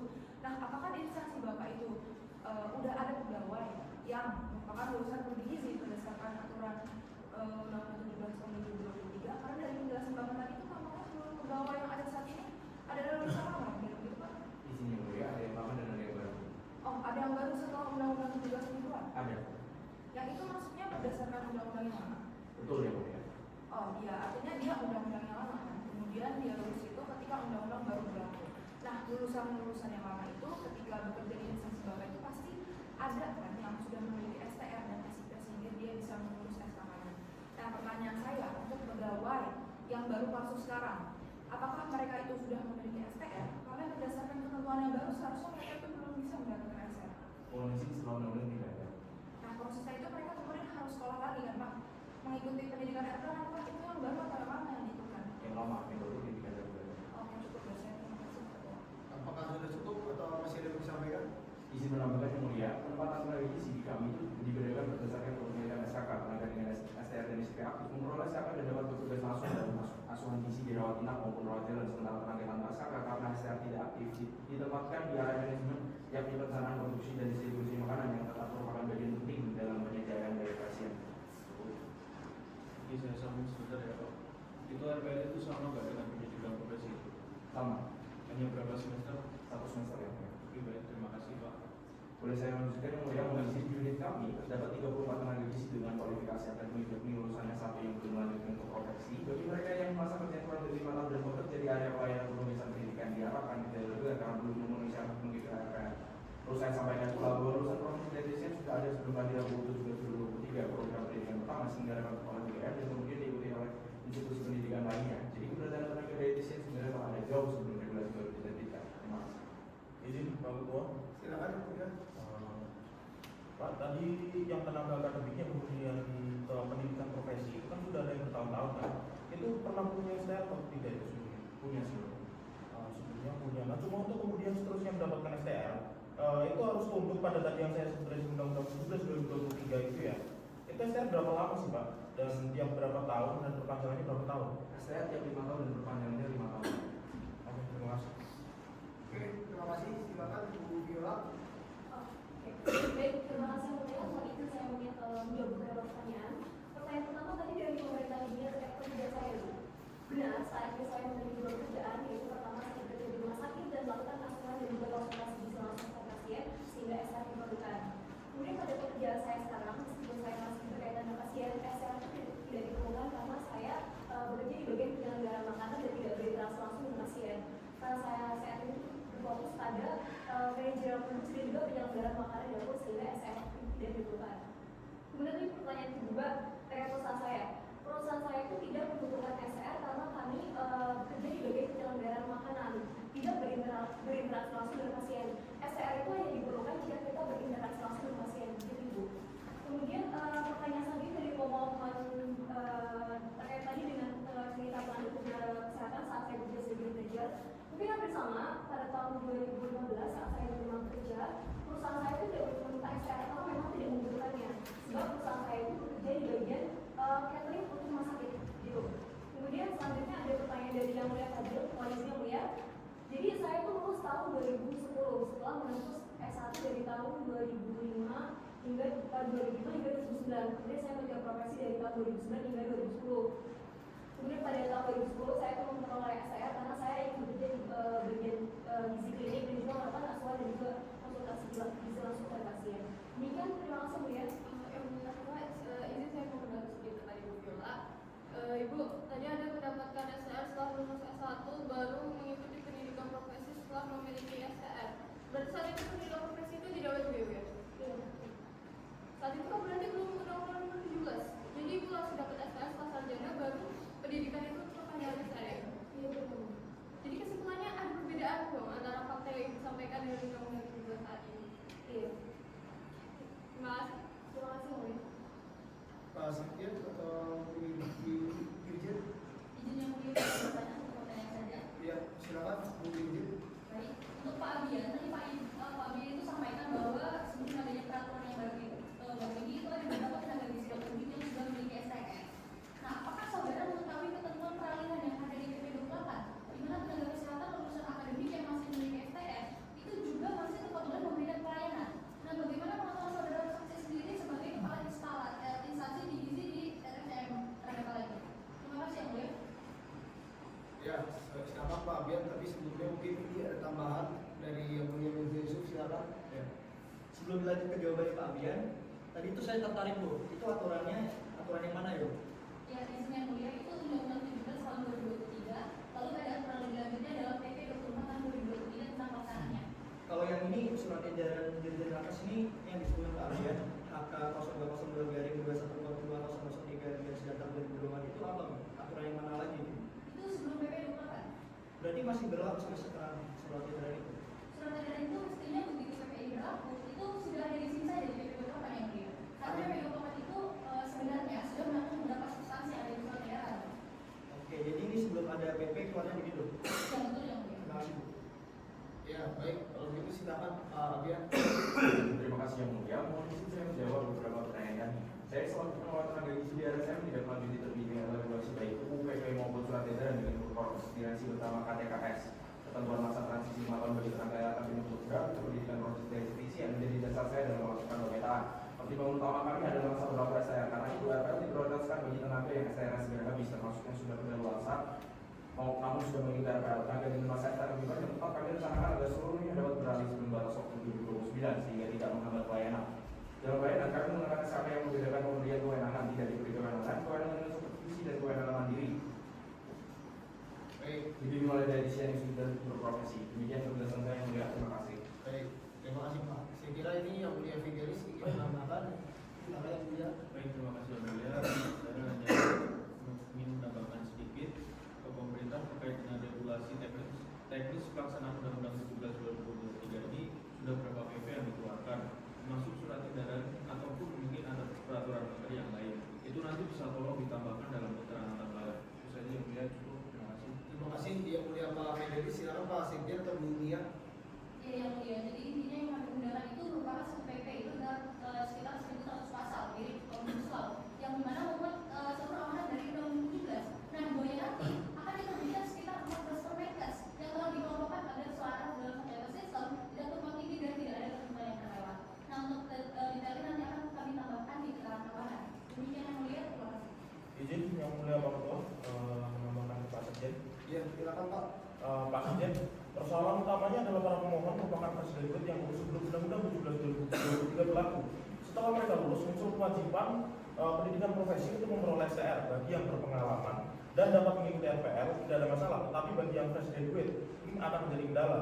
Dengan adanya masa penyesuaian 5 tahun, apakah fresh graduate dapat diberikan STR terlebih dahulu, lalu menjalani pendidikan profesi sesuai dengan kebijakan Kemenkes? Jika tidak dan mereka tetap wajib menempuh pendidikan profesi sebelum STR terbit, maka disinilah letak masalahnya. Kuncinya ada pada pengaturan transisi dan kebijakan Kemenkes terkait penerbitan STR sebelum pendidikan profesi ditempuh. Terima kasih. Ya, itu ya Pak Sekjen, mungkin ada penjelasan dulu sebelum disampaikan secara tertulis. Nanti langsung terus saja ya, mulia. Oke, baik. Mungkin itu dibahas ya dengan Kemenkumham bersama juga dengan Kemenkes bahwa penting ini terkait ketentuan transisional, bahwa secara prinsip itu ketentuan transisional itu tidak boleh merugikan walaupun tidak harus menguntungkan.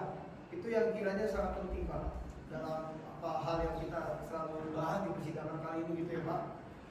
Ini saya ucapkan terima kasih pada Ibu Viola dan Pak Bian atas keterangannya. Kami juga akan mempertimbangkan dalam RPH dalam rapat pemusatan hakim apakah dalam permohonan ini kami perlu dengan keterangan pihak lain seperti misal asosiasi ahli gizi ataupun kolegium sejenis gitu ya. Ada lagi yang mau disampaikan dari Pak Sekjen terkait mau menambahkan sanksi lagi itu cukup? Cukup. Baik, dengan demikian sidang selesai dan ditutup.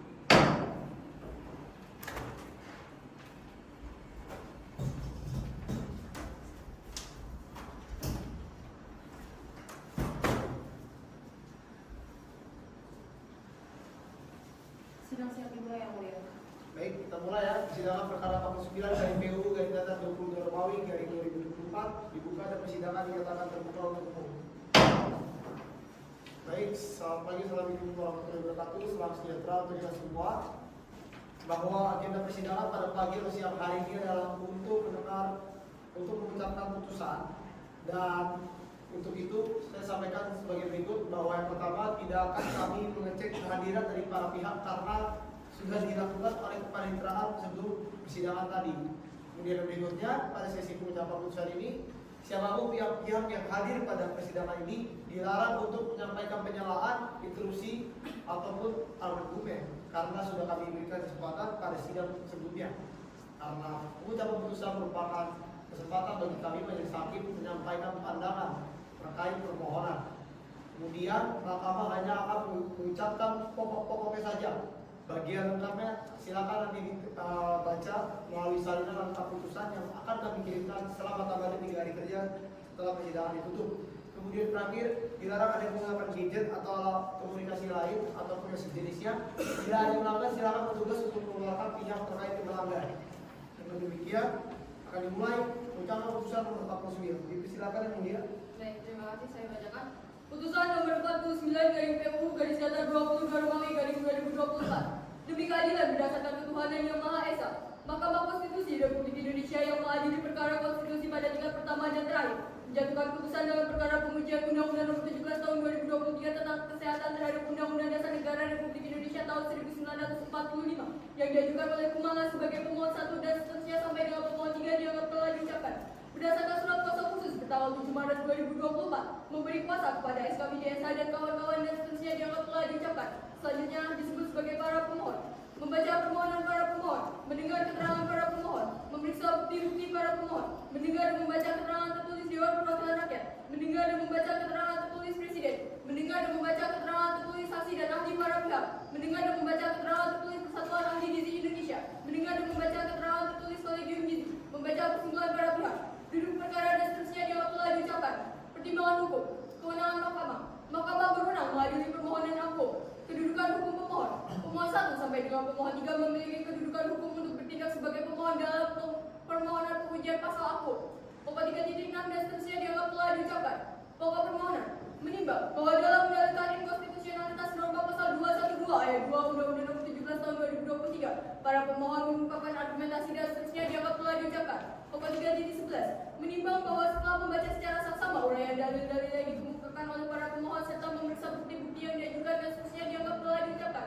Pokok 3.14, 3.15, 3.16. Namun, terlepas dari hal-hal tersebut yang dipermasalahkan oleh para pemohon adalah berkaitan dengan adanya penambahan syarat pendidikan profesi bagi mahasiswa tenaga kesehatan program sarjana yang diberlakukan secara tiba-tiba tanpa adanya ketentuan peralihan untuk menjembatani pihak yang terdampak dengan berlakunya Undang-Undang Nomor 17 Tahun 2023. Oleh karena itu dan seterusnya dianggap telah diucapkan. Berkenaan dengan hal tersebut, Mahkamah mempertimbangkan bahwa ujian kompetensi dan ujian profesi memang diperlukan guna sebagai bukti, pengakuan, dan kewenangan yang dimiliki oleh seseorang untuk suatu pekerjaan yang didasarkan pada pengetahuan, keterampilan, dan sikap sesuai dengan standar kerja yang ditetapkan. Oleh karena itu, bagi mahasiswa tenaga kesehatan program sarjana yang telah lulus diwajibkan untuk mengikuti ujian kompetensi dan profesi sebelum berpraktik atau mendapatkan SN. Dalam ketentuan norma pasal 21 Undang-Undang Nomor 36 Tahun 2014 diatur untuk mendapatkan SN sebelumnya diwajibkan mengikuti ujian kompetensi dan profesi tanpa terlebih dahulu menambah masa pendidikan khusus profesi. Sementara itu, pada norma pasal 212 ayat 2 Undang-Undang Nomor 17 Tahun 2023 terhadap mahasiswa tenaga kesehatan program sarjana diwajibkan mengikuti pendidikan profesi sebelum mendapatkan SN. Dengan demikian, terdapat permasalahan yang dialami oleh para mahasiswa tenaga kesehatan program sarjana yang menjadi mahasiswa berdasarkan Undang-Undang Nomor 36 Tahun 2014 yang semula tidak dibebankan persyaratan untuk mengikuti pendidikan profesi sebagai syarat baru tersebut di tengah menjalani masa belajar atau studi. Terlebih, bagi mahasiswa yang telah lulus dan akan melakukan ujian kompetensi untuk mengurus SN.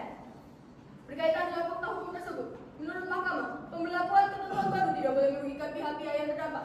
Artinya, terhadap pihak yang terdampak dengan adanya perubahan undang-undang terlanggar haknya untuk mendapatkan perlindungan dan kepastian hukum. Dalam konteks aku, mahasiswa tenaga kesehatan program sarjana yang pada saat masuk kuliah telah mempertimbangkan biaya dan masa belajar dengan tanpa adanya pendidikan tambahan berupa pendidikan profesi dan dapat langsung mengikuti ujian kompetensi untuk mendapatkan STN serta langsung dapat berpraktik. Tentunya dirugikan dengan berlakunya ketentuan baru berdasarkan norma pasal 212 ayat 2 Undang-Undang Nomor 17 Tahun 2023. Sebab tambahan pendidikan profesi demikian di samping menambah masa belajar juga akan menambah beban biaya bagi mahasiswa tenaga kesehatan program sarjana yang bersangkutan dan sekaligus menambah masa waktu untuk memasuki dunia kerja sebagai ahli sesuai dengan profesinya. Lebih lanjut, berkenaan dengan manfaat dari ujian kompetensi yang di dalamnya juga terdapat ujian profesi dan seterusnya dianggap telah diucapkan. Oleh karena itu, guna memberikan perlindungan dan kepastian hukum terhadap hal tersebut, Mahkamah berpendapat bahwa ketentuan norma pasal 212 ayat 2 Undang-Undang Nomor 17 Tahun 2023 harus diberlakukan terhadap mahasiswa kesehatan program sarjana yang mengikuti kuliah setelah berlakunya Undang-Undang Nomor 17 Tahun 2023. Namun demikian, bagi mahasiswa yang terdaftar berdasarkan Undang-Undang Nomor 36 Tahun 2014 pada saat telah lulus dan memiliki sertifikat kompetensi melalui ujian kompetensi serta mendapatkan STN dan SIP, maka tetap diwajibkan mengikuti pendidikan profesi yang materi dan kurikulumnya dirancang secara khusus dengan waktu yang lebih singkat sebelum perpanjangan SIP dilakukan, yang teknis pelaksanaannya diserahkan kepada pemerintah. Menimbang bahwa di samping pertimbangan hukum tersebut di atas, Mahkamah juga mencermati dengan saksama bab 22 ketentuan penutup dalam pasal 453 Undang-Undang Nomor 17 Tahun 2023 yang menyatakan bahwa pada saat Undang-Undang Nomor 17 Tahun 2023 mulai berlaku, maka semua peraturan perundang-undangan yang merupakan peraturan pelaksana dari berbagai undang-undang dinyatakan tidak berlaku dengan diundangkannya Undang-Undang Nomor 17 Tahun 2023, di mana salah satunya adalah Undang-Undang Nomor 36 2014 dan seterusnya dianggap telah diucapkan. Menurut Mahkamah, dengan tidak diaturnya hal tersebut dengan batas waktu yang bagi mahasiswa yang masih dapat mengikuti ujian kompetensi tanpa terlebih dahulu menyelesaikan pendidikan profesi untuk melakukan praktik profesi, khususnya untuk mahasiswa program sarjana di bidang kesehatan sebagaimana diatur dalam pasal 212 ayat 2 Undang-Undang Nomor 17 Tahun 2023, pada akhirnya bukan hanya telah menimbulkan kekosongan hukum, namun juga menimbulkan ketidakpastian hukum serta tidak memberikan perlindungan hukum bagi para mahasiswa yang telah memilih program pendidikan sarjana di bidang kesehatan, yang sejak awal pada saat mendaftar sebagai mahasiswa telah beranggapan akan dapat secara langsung berpraktik untuk menjadi tenaga kesehatan. Di samping itu, menurut Mahkamah terkait dengan tidak diaturnya hal tersebut dalam ketentuan peralihan atau transitional provision dan seterusnya dianggap telah diucapkan. Dan sebenarnya jika dirumuskan dapat menghindari terjadinya kerugian hak konstitusional yang dialami oleh para pemohon akibat berlakunya pasal APO. Hal tersebut semakin meyakinkan Mahkamah bahwa kerugian yang dialami oleh para pemohon adalah benar adanya. Oleh karena itu, guna memberikan perlindungan dan kepastian hukum yang adil terhadap hal tersebut, Mahkamah berpendapat bahwa ketentuan Undang Pasal 212 Ayat 2 Undang-Undang Nomor 17 Tahun 2023 bertentangan dengan Undang-Undang Dasar Negara Republik Indonesia Tahun 1945 dan tidak mempunyai kekuatan hukum mengikat secara bersyarat sepanjang tidak dimaknai hanya diberlakukan bagi mahasiswa kesehatan program sarjana yang mengikuti kuliah setelah berlakunya Undang-Undang Nomor 17 Tahun 2023. Sedangkan bagi mahasiswa yang terdaftar berdasarkan Undang-Undang Nomor 36 Tahun 2014 dianggap telah diucapkan sebagaimana selengkapnya yang termuat dalam nomor putusan APO. Namun, oleh karena permohonan para pemohon agar norma pasal 212 ayat 2 Undang-Undang Nomor 17 Tahun 2023 dinyatakan inkonstitusional secara bersyarat, sebagaimana pemaknaannya yang dilakukan oleh Mahkamah. Dengan demikian, permohonan para pemohon adalah beralasan menurut hukum untuk sebagian. Menimbang bahwa berdasarkan seluruh uraian pertimbangan hukum tersebut di atas, menurut Mahkamah norma pasal 212 ayat 2 Undang-Undang Nomor 17 Tahun 2023 telah ternyata tidak menjamin hak atas pengakuan, jaminan, perlindungan dan kepastian hukum yang adil, hak untuk mendapatkan pekerjaan yang layak, serta hak untuk memperoleh manfaat dari ilmu pengetahuan demi peningkatan kualitas hidupnya dan demi kesejahteraan umat manusia, sebagaimana yang diatur dalam pasal 28 di ayat 1 dan seterusnya Undang-Undang Negara Republik Indonesia tahun 1945 seperti yang didalilkan oleh para pemohon. Namun, oleh karena pemaknaan Mahkamah sebagaimana yang tidak dimohonkan dalam petitum permohonan, maka dalil para pemohon adalah beralasan menurut hukum untuk sebagian. Pokok 3.19 dan seterusnya dianggap telah diucapkan. Konklusi dan seterusnya dianggap telah diucapkan. Amar putusan mengadili 1 mengabulkan permohonan para pemohon untuk sebagian, 2 menyatakan pasal 212 ayat 2 Undang-Undang Nomor 17 Tahun 2023 tentang kesehatan Barang Negara Republik Indonesia tahun 2023 nomor 105 dan tambahan Barang Negara Indonesia nomor 6887 bertentangan dengan Undang-Undang Dasar Negara Republik Indonesia tahun 1945 dan tidak memiliki kekuatan hukum mengikat secara bersyarat sepanjang tidak dimaknai hanya diberlakukan bagi mahasiswa kesehatan program sarjana yang mengikuti kuliah setelah berlakunya Undang-Undang Nomor 17 tahun 2023 tentang kesehatan. Sedangkan bagi mahasiswa yang terdaftar berdasarkan Undang-Undang Nomor 36 tahun 2014 tentang tenaga kesehatan pada saat telah lulus dan memiliki sertifikat kompetensi serta mendapatkan STR dan SIP, diwajibkan mengikuti pendidikan profesi yang materi dan kurikulumnya dirancang secara khusus dengan waktu yang lebih singkat sebelum perpanjangan SIP dilakukan. 3. Memerintahkan penguatan putusan ini dalam Berita Negara Republik Indonesia. 4. Melakukan permohonan para pemohon terus lain dan selebihnya. Dengan demikian diputus dalam rapat pemusatan hakim pada 7 hakim konstitusi yang nama-nama yang akan dibacakan diucapkan pada Senin tanggal 16 bulan September tahun 2015 dan diucapkan pada sidang pleno Mahkamah Konstitusi terbuka untuk umum pada hari Jumat tanggal 3 bulan Januari tahun 2025 selesai diucapkan pukul 10.57 waktu Indonesia bagian Barat oleh 7 hakim konstitusi tersebut di atas dengan dibantu oleh Gabriela S. Sinaga sebagai panitia pengganti dan dihadiri oleh para pemohon atau kuasanya, Dewan Perwakilan Rakyat atau yang mewakili dan Presiden atau yang mewakili. Dengan demikian, pembacaan putusan perkara pokok 9 untuk salinan putusan nanti akan dikirimkan oleh kami melalui email terhadap para pihak maksimal 3 hari selambat-lambatnya setelah hari kerja. Maka kemudian sidang selesai dan ditutup. Sidang telah selesai, Majelis Hakim Konstitusi akan meninggalkan ruang persidangan. Hadirin dimohon untuk berdiri.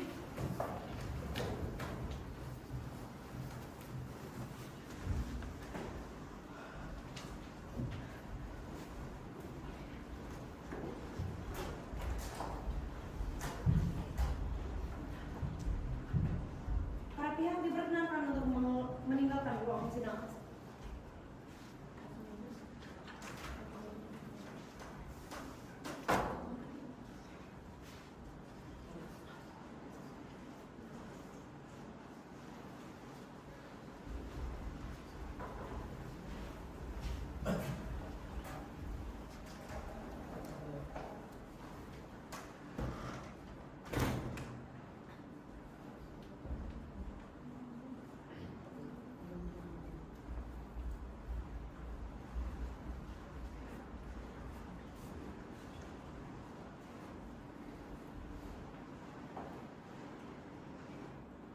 Demikianlah simulasi persidangan Mahkamah Konstitusi dengan nomor perkara 49-PUU-22 Romawi-2024 yang dapat kami tampilkan.